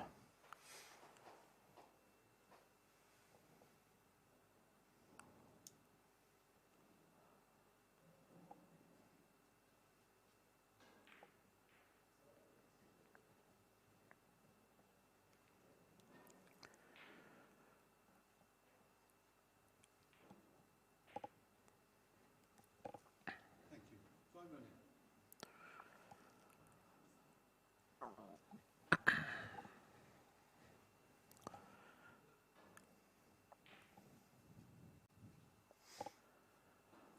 Not really much work to do here. I mean, it's just all about getting onto the black from his last yellow. Yellow balls in play.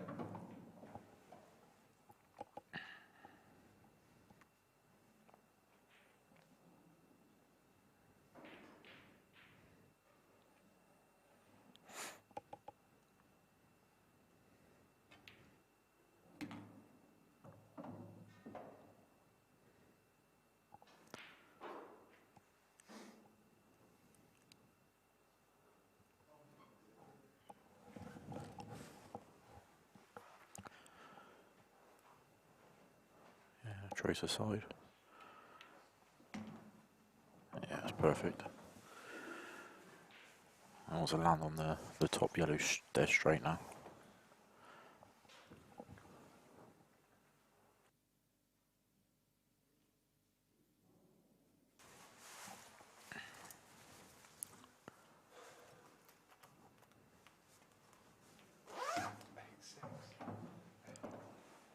It's gone a bit far, but I think he'd still be okay.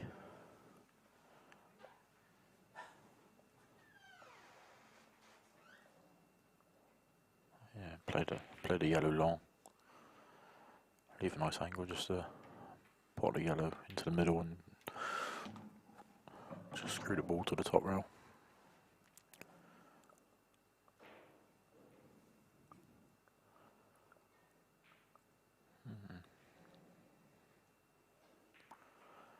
Wonder if he's got a bit too much angle. Oh no, he's alright.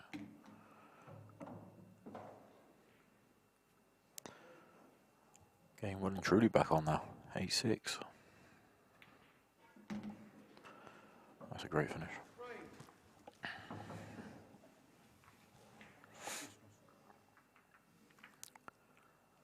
Gaz just off for a comfort break. Both players are off.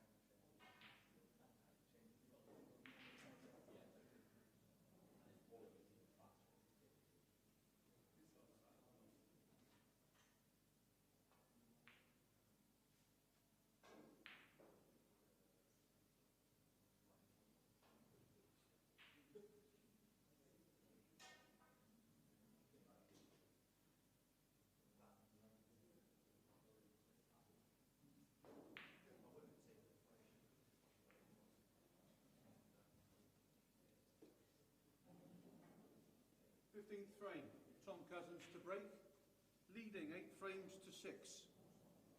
Time running.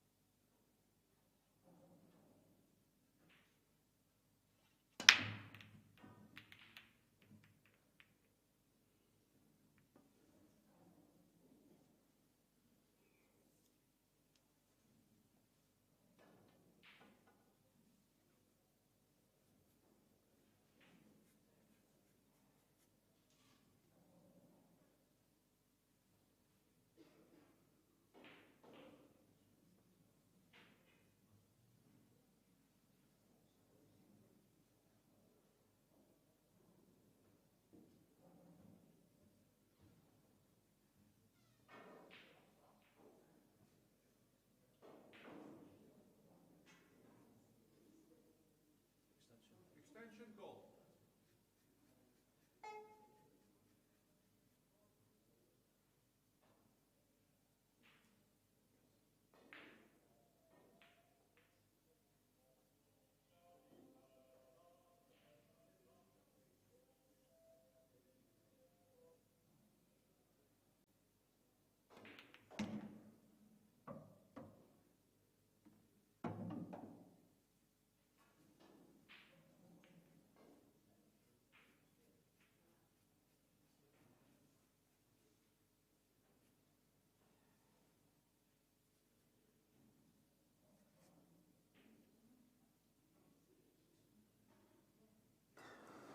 So another dry break from Tom, and it's let Gaz in again with another chance, and he's pushed that ball from cushion to cushion basically.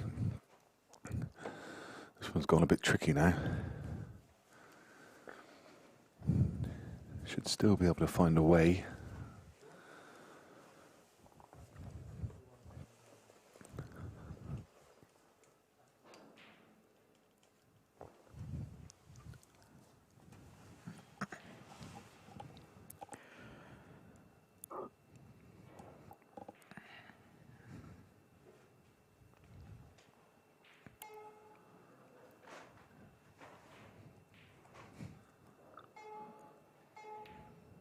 Oh, that's a great shot.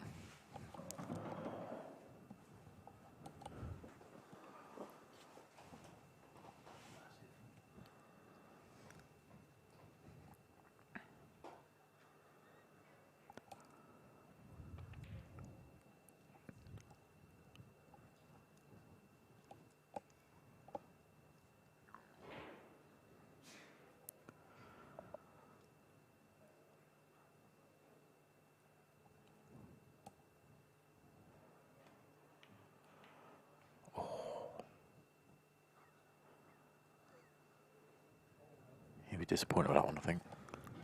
Yeah, huge that one. I wonder if Tom will play the lost his own shot here. It's a risk. It's definitely a risk, but Is it worth the risk, you reckon? I think it might be. As long as you don't leave him the yellow to the left for a double, then I think it might be worth half a shot.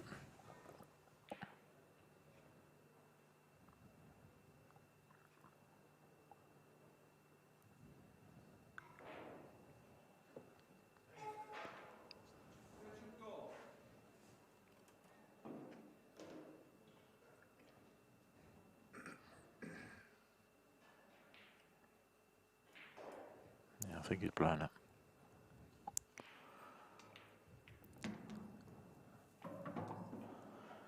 Yeah, it's not bad. He's covered the black, so that was the main thing. I just wonder now whether Gaz has seen it straight away, playing the yellow off of the red to release that pocket. I'm not sure if he can get there now, though. No, there's probably a bit too much traffic in the way.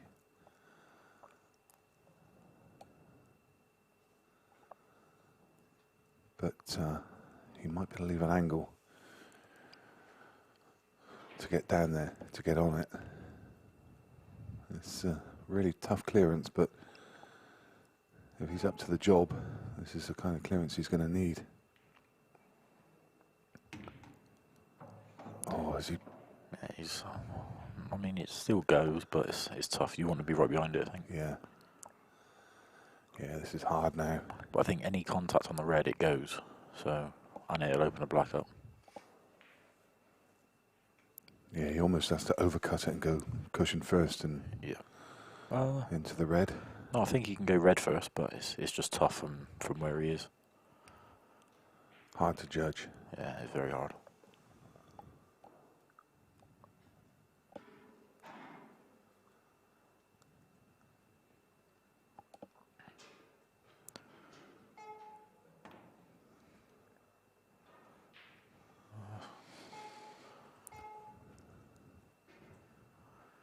He's covered the bag. Yeah. Second prize, I guess, but I don't think it's going to do him any favours. But he's not really left Tom. I mean, what's he doing? I just think containing.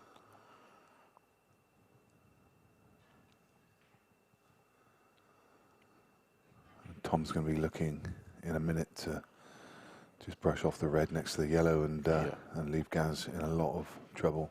Yeah, I think Gaz needs to try and push the yellow down now. Obviously, you have to hit a rail after contact. So. Yeah.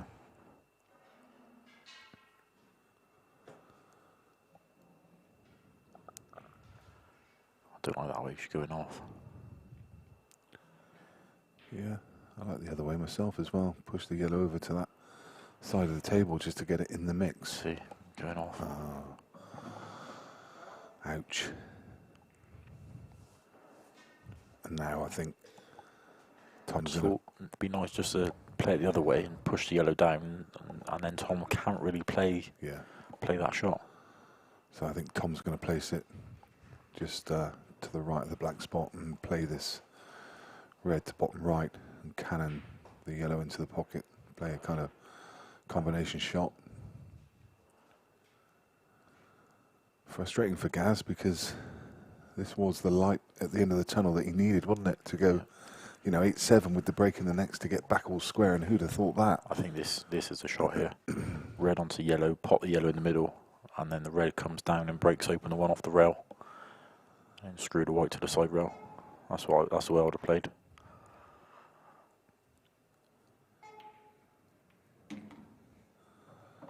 He's pushed the yellow up so he can play the shot that we mentioned earlier.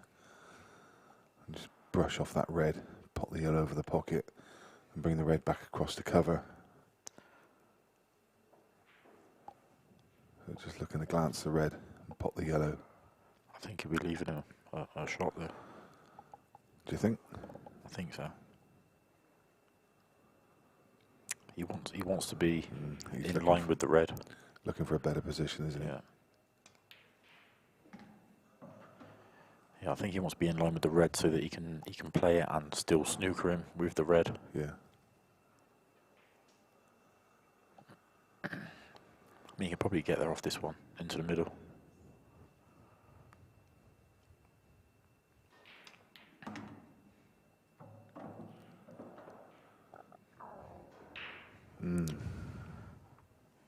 He's making hard work of this now. He is, yeah. It's becoming tricky. I think he's still okay. He can pop this down the rail and then play that shot we were mentioning.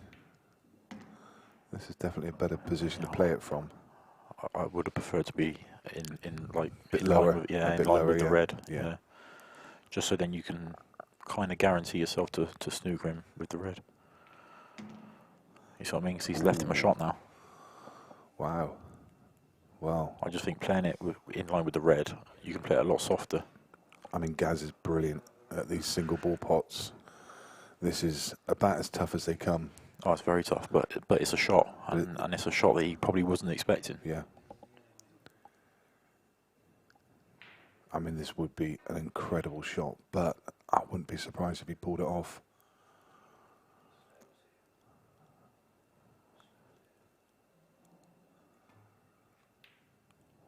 No. Yeah, he's got away with that, I think. Yeah. Gaz hangs his head there. He knows that that was, well, I won't say a decent chance, but a chance.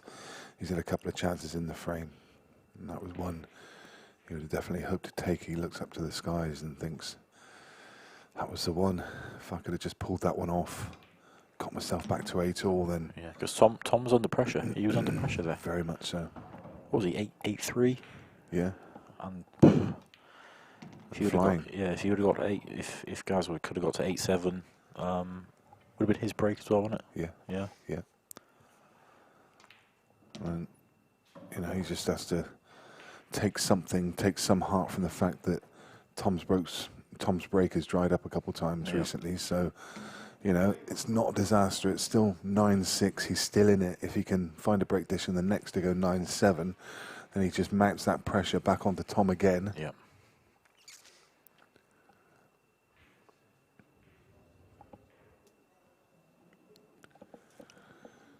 He won't be.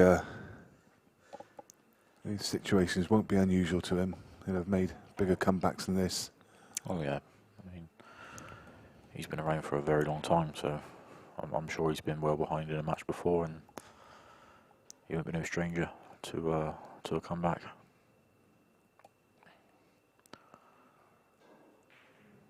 Not sure it would be in a game of this sort of.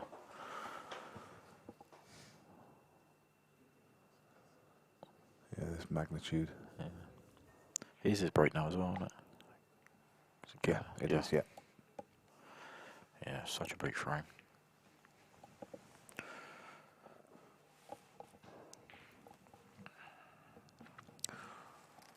Tom having a little laugh and a joke with his mates.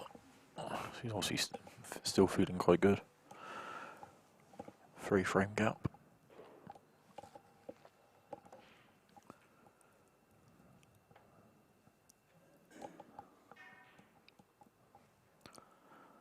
Yeah, looks quite relaxed, doesn't he? Yeah.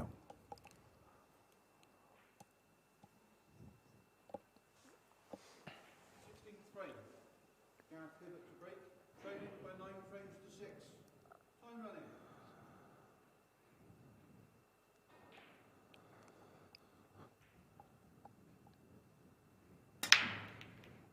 Oh no. He's done. I'll tell you what. He's found that pocket That's a couple of times, hasn't he? Third time that. Yeah. And it's straight in as well. Do you know what though? He doesn't actually get down on the cue when he breaks, does he? He stood quite upright. Yeah. I wonder if that's like a bad thing for him to do. I mean, Yeah. if you're down on the shot, you line that up properly and you keep still. Yeah. It's obviously worked for him throughout the weekend, but yeah.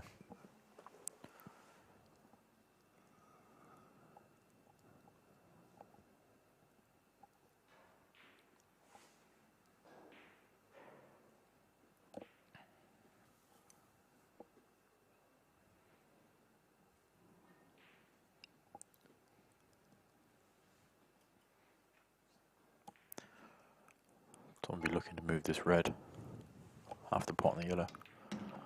Yeah. I think this is He's on the hill. over. Yeah, he's on the hill. Oh, you got to feel for Gaz. I mean, Yeah, he's a lot of hard work's gone into getting back into a position where he could have got like back at Tom. You know what I mean? It's yeah. I mean, there was a glimmer there for just a moment where Yeah. you just felt this could easily go 8-all. Yeah.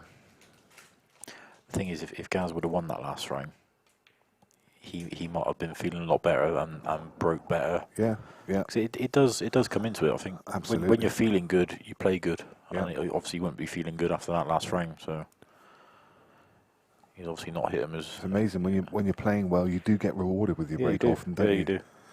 You know, one thing kind of leads to the other. Yeah. Gives you confidence. You just seem to time it better. You get a ball. You just get a bit more lucky, perhaps. Any sort of negative thinking or anything like that, you're pretty much done, aren't you? Yeah.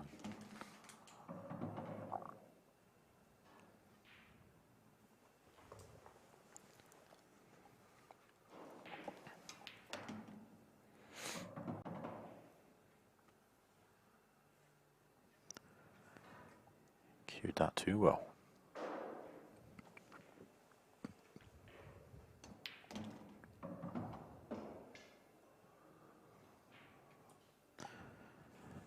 bit in between, but I think it'd be chopping this in the middle. I think. Yeah. Yeah.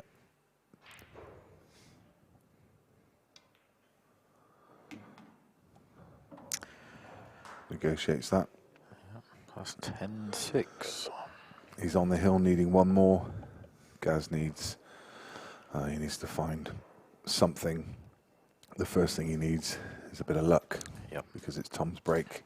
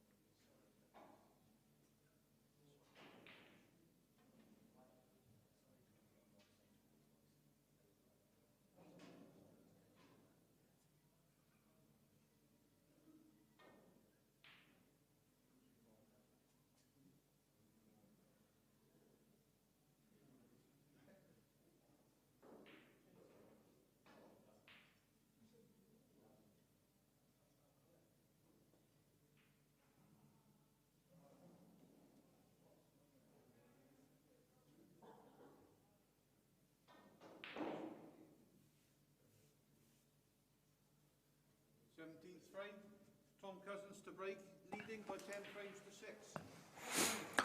So and Tom breaking for the win. See what we can do.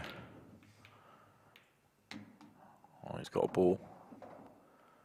And also the white.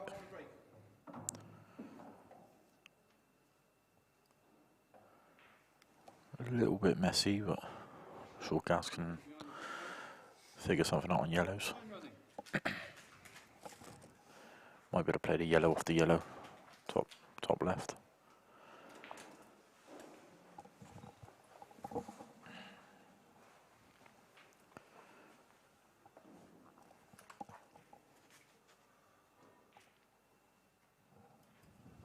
Twists and turns. Yeah. Well, Tom just hit a big break then, but gone Yeah. in off. So Yeah. Found it. It's just when you think the writing's on the wall, there's another twist and turn. oh, he's played that well. Lovely kiss.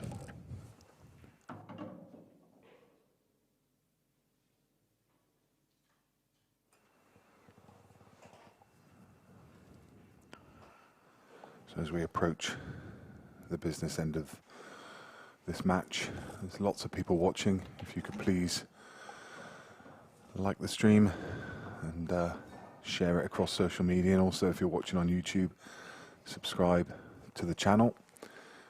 Also like the Players Pool Events page, it would be greatly appreciated.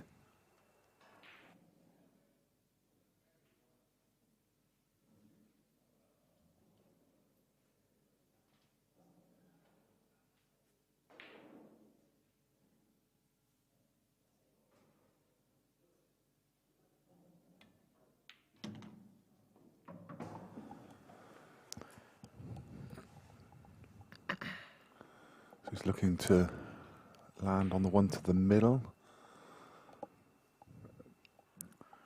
so he can then take the one through the gap. Yeah.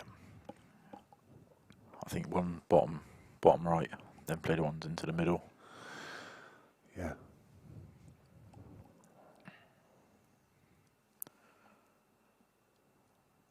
Just looking at the exact angle, because he doesn't want to leave too much angles. The cue ball's going to be running towards the red. Yeah, so you don't want to be going anywhere near the red. yeah.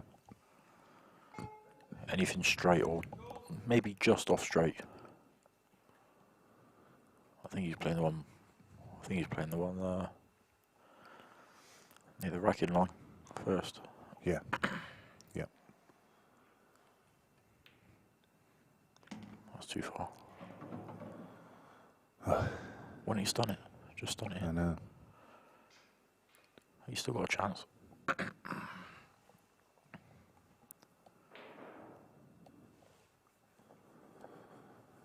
Yeah, trusting Oh, he needs a good shot here.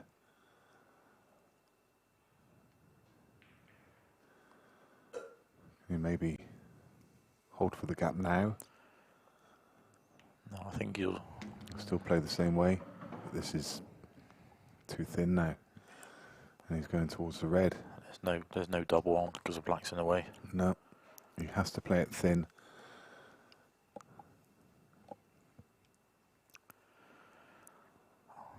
It's so thin. God, look at that. Jesus Christ. I don't think the double's on. No, maybe he's looking. He's got maybe half a bag. He's got the top. Probably not even that. He's got the top half of the bag. I'll have to screw into the red. He's getting middle. Oh, what a shot. Oh, brilliant. That's a great shot. That was brilliant. Joy, it looked too thin to play that shot. It really did.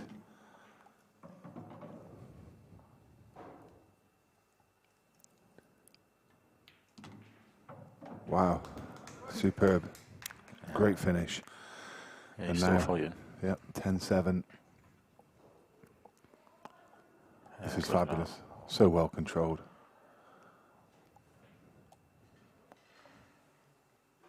Yeah, fantastic shot.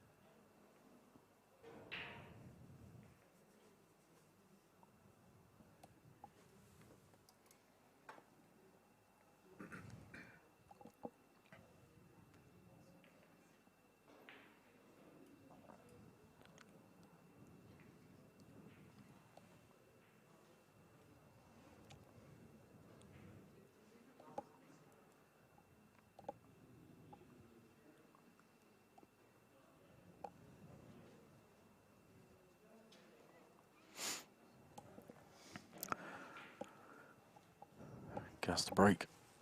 Frame. Gareth Hibbott to break, trailing by 10 frames to 7. To stay in the match.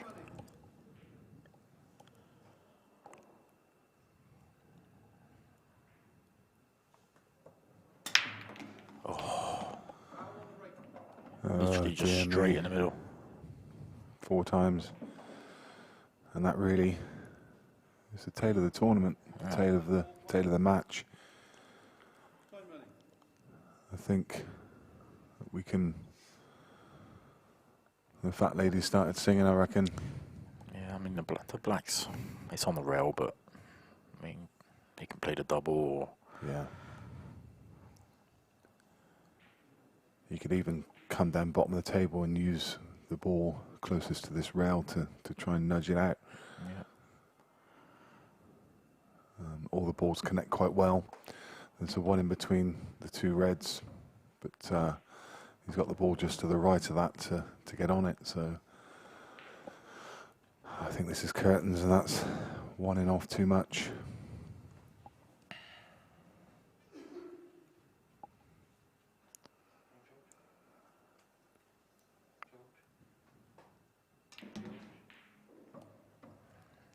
yeah. I think maybe playing this one in the middle now, then the one bottom left. Yeah. Yep. And then obviously leave the one in the middle last for the double on the black.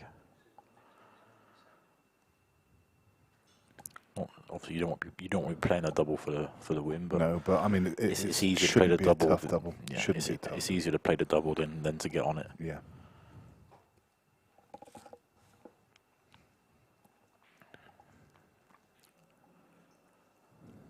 Well, it really has been a great match.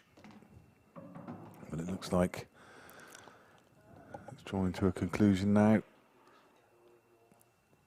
Yeah, it's just how he feels.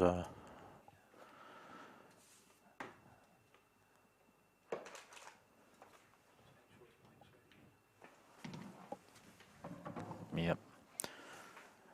So then, yellow to the middle. And then the double on the black for the win.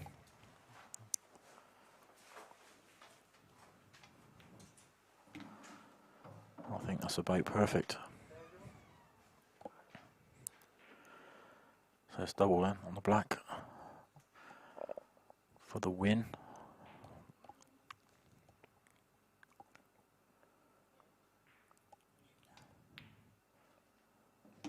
Wow, what a finish there from Tom. Supreme Pool Series Grand Final champion.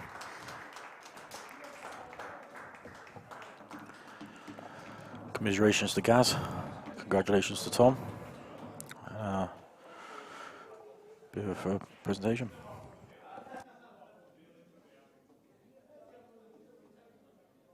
Wow, what a fabulous final. It really was. And where you have a winner, as always, we have to have a loser. Commiserations to Gaz. Gaz, well, I mean, got away from you at the start. Looked like it was going to be a bit of a roller, a bit of a steamroller from Tom, and you did really well to come back there, but just a step too far at the end. Yeah, I missed the black early on, and then I think at 8-6 I should have done better with the finish. I tried to cut the ball in, and I was more worried about the cannon than the actual pot, and he gave me another chance after that, but that was always going to be tricky, the second chance. But the first chance, I think I just took my eye off the pot thinking about the cannon I was going to get, and 8-7 with my break, you never know, but yeah, that was my best, that was my last chance really. A few in-offs there probably cost you as well. Yeah, I broke really well on this table, the two other matches, but this one I was just losing the white in different pockets, and just even some of the ones where I didn't go enough, I was heading towards this corner, so I sort of aimed across the last one and just gone straight in the middle, and I was just leaving him quite nice finishes every time. And but you've got to be proud of a good weekend's work there. yeah, it's been good, Nick. Yeah, there's a few tired shots in the semis and the final, but yeah, I'd have took that at the start, I think. Yeah. She's finished the season quite well. And $3,000 to take away for Christmas. Yeah, a few extra presents for everybody, hopefully, and myself. Viv will be happy. I think she'd have preferred 7. Maybe a holiday out of it, do you think? Yeah, you never know, mate. You never know. Yeah. Congratulations, mate. Well done. Cheers, guys. And to the winner, Tom Cousins. Tom, give us your thoughts on that one. Yeah, it was a good game, wasn't it? Yeah, started off well and then let him get back into it like I normally do. Start twitching up or make mistakes, but luckily managed to keep my cool at the end and take a win. Were you starting to feel the pressure there when he's coming back? Yes, but it's not like start twitching or nothing like that. But no, I do feel it a little bit. Yeah, but I mean, you know, it took 10 events to get here, but here you are. Yeah, finally. Got to be happy. Where does that one rank? That's up there, yeah. That is definitely up there, yeah. I would have liked to have won the last one last year, but no, this will do. Awesome. Congratulations, Tom. So without further ado, let's welcome Lee Grout with the cheque for the winner and to present the trophy.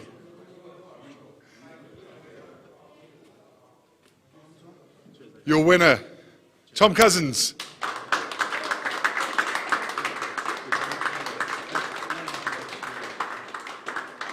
Brilliant. Yep. Well done, Tom. Yep, well done, mate. So there we go. After another wonderful weekend of pool, a worthy winner in Tom Cousins. He played great this weekend. And so we draw the curtain on another series, on another grand final. And it's been a wonderful series. And I wouldn't normally do this, but I'd like to extend my personal thanks to Lee Grout and Lee Kendall for organising such a fantastic event. I'd also like to thank Paul and George for doing a wonderful job with Beer Productions throughout these two series. They've been fantastic. Also to Viv and all of her refs who have done a wonderful job. And I'd like to thank Shane Thompson for helping me out on commentary. But for now, it's good night from us. I'm going to throw you across to the studio where Lee and Gaz are waiting for you to draw the curtain. Thanks very much, and we'll see you all again.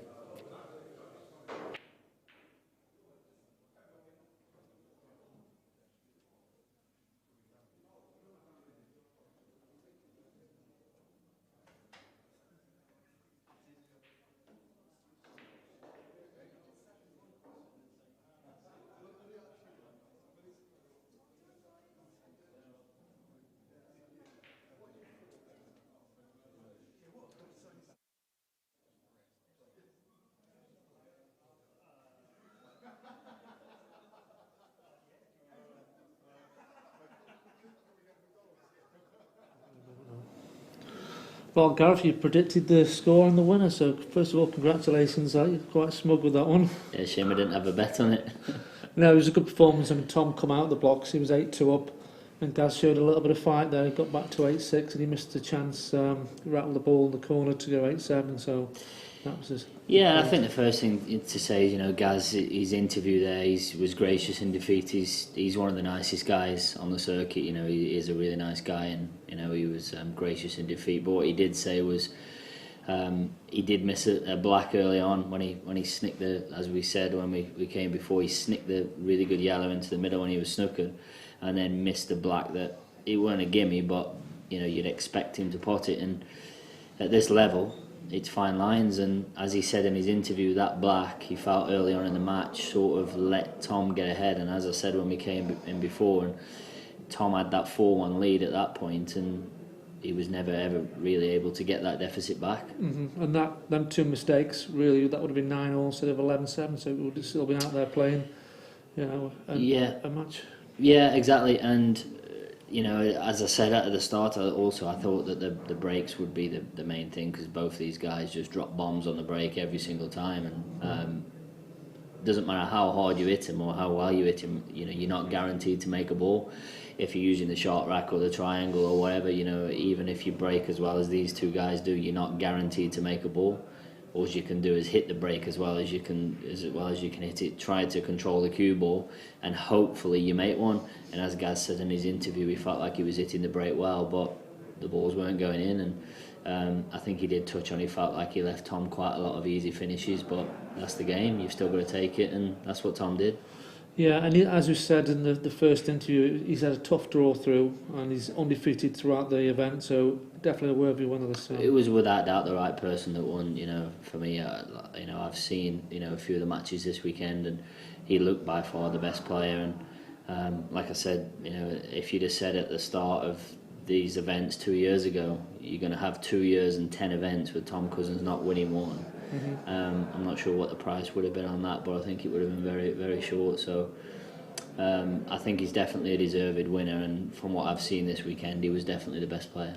Yeah, and it's good to get. I mean, we've had Phil Harrison, who's won a world title. We've got Tom Cousins, who's won a world title. It's great to get these well-known players winning these big events, but we've had some people at the circuit like Scott Gillespie that people didn't really know about, but they're now well and truly on the map. Yeah, and I think, you know, people say, oh, these rules and make it too open, and, you know, make it like anybody can win, use the short rack, the balls go everywhere. You don't need to have a big break. Anybody can win, the rules make it. But I think if you look at the players that have won over the 2 years, it's been the top boys really that have won. So, you know, that theory almost goes out the window, because when you look at the 2 years and the 10 events, and you even look at, let's say, the quarter-finalists, yes, there's the odd person like McNamara's come in today, and there's been a few other, you know, boys that have crept in the last 16 in the quarter-finals that have a good event. But generally, when you look at the quarter-finals and the semi-finalists, it's pretty familiar, the faces that you would expect to be there. Yeah, especially this time, the last 16 was a real solid last 16, and we had a couple of overseas guys that pushed through, but the 16 was strong. Yeah, and the thing you have to remember is it's double elimination. It's long races, really, you know, for English 8-ball, you know, what we were used to. You know, back in the World Championship days, it was race to 7s and 8s, and the same on all the tours. The match could be over in 40 minutes, and these are out there for 2 hours normally. Race to 11, but it could be over in 40 minutes before, and that was always single elimination. All the UK tours and all the World Championships, it was single elimination, race to 7 and 8s, and it only used to go up to 9, 10 and 11 in the quarter, semis and finals. So they're now playing 11 first match. And if they lose, they're then playing the races what we used to play in the loser side. Yeah. So it's a long race, and it's a long weekend. So, you know, short rack, no short rack, world rules, black ball rules, supreme rules, whatever you want to say, the best guys are coming out on top. Well, it's proved we played all of those rules throughout the 2 years, and the same guys. Abe won, Scott won 2, Phil won 2. Then we've had Carl Boys who's come back from 9-ball, proven that he's still a top player at this game.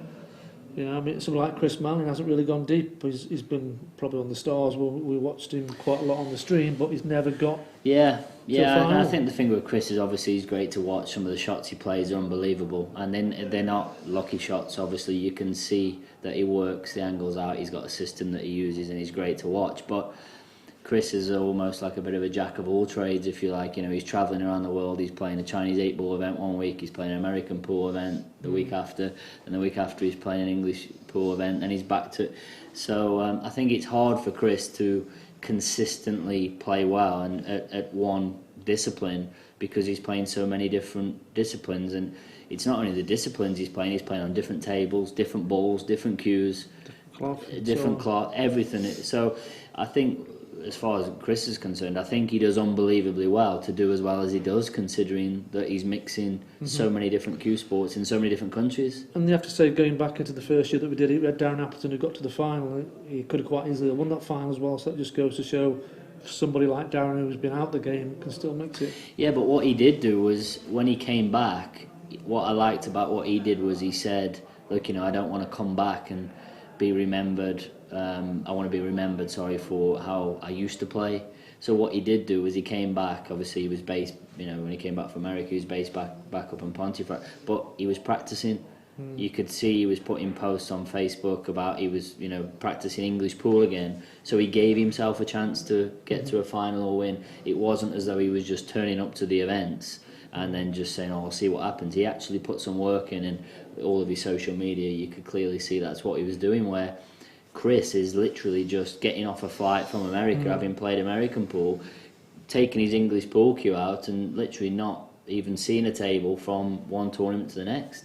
No, it's good. I mean, we've had some great players throughout the series. We've had Jason Shaw come over from America, and Jake coming over from Australia is unbelievable, really, to get somebody to travel for 2 days to come and play in our events. Well, you know, I've been practicing the club, you know, all week, and Jake's been here since Monday or Tuesday, and he has literally lived on the table the whole week. And you know, his partner that they originally came over, where they've just lived on the table the whole week, and they have literally done 7, 8, 9 hours a day.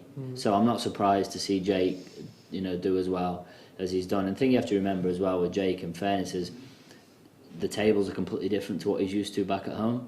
You know, the English 8-ball tables in Australia couldn't be any different to the tables he's playing on here. So I was just having a chat with him about that, and he just said it feels like a completely different game to me. So fair play to them. They've come over and give it a week solid practice. So, you know, I like when people, you know, put the effort in like that. They deserve the rewards, and Jake was probably a little bit unlucky not to go a bit deeper. And the Maltese and the Moroccans have done well this time. They've got to the last 16 and, you know, pushed Adam to the deciding frame. Amir did. So it's good to see different faces and see that they're travelling. It's been worth a while to learn. and they, you know, they travel in force. You know, there's a lot of them, and they've got even people that are not playing in a tournament that travel with them to watch. And, you know, in the early rounds when the events the matches are going on, they're standing in the bar, they're cheering.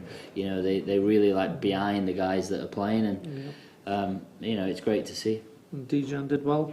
But just to wrap up, really, a final thing to say is to thank the sponsors. Without the sponsors this year, we couldn't have put on the show that we have. So I'd like to thank, first of all, our main sponsor, which is Supreme Pool, Strachan, Aramith Central Vehicle Leasing, PPV Guru, Sharp Rack, The Winning Post, Liberty Games, and Sovereign Snooker Services. Other thanks to give is to Viv and her team of refs who've done a great job this year. Certainly helped me along when we put the rules together. The production team, Beer Productions, have been great, certainly for the last couple of years. What we've pushed the boundaries. I do believe that, you know, we put on a really good show. Nick Finn is the ever presence in the commentary box. He's been fantastic, so I appreciate all the work he's done.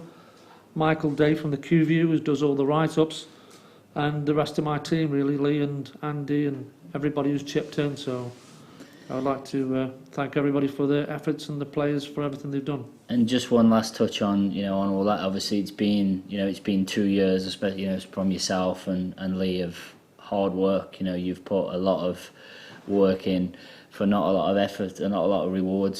At times. I think it's pretty much known out there that maybe this event isn't going to go ahead next year. what are your sort of feelings and thoughts on It's been the last 2 years, and the reasons really why that he isn't going to go ahead? Well, it's been a tough 2 years. You learn. I mean, when we first sat down when we were going to do it, I said I wanted to do something different. You said I was absolutely mad, and I think you turned out you're probably right.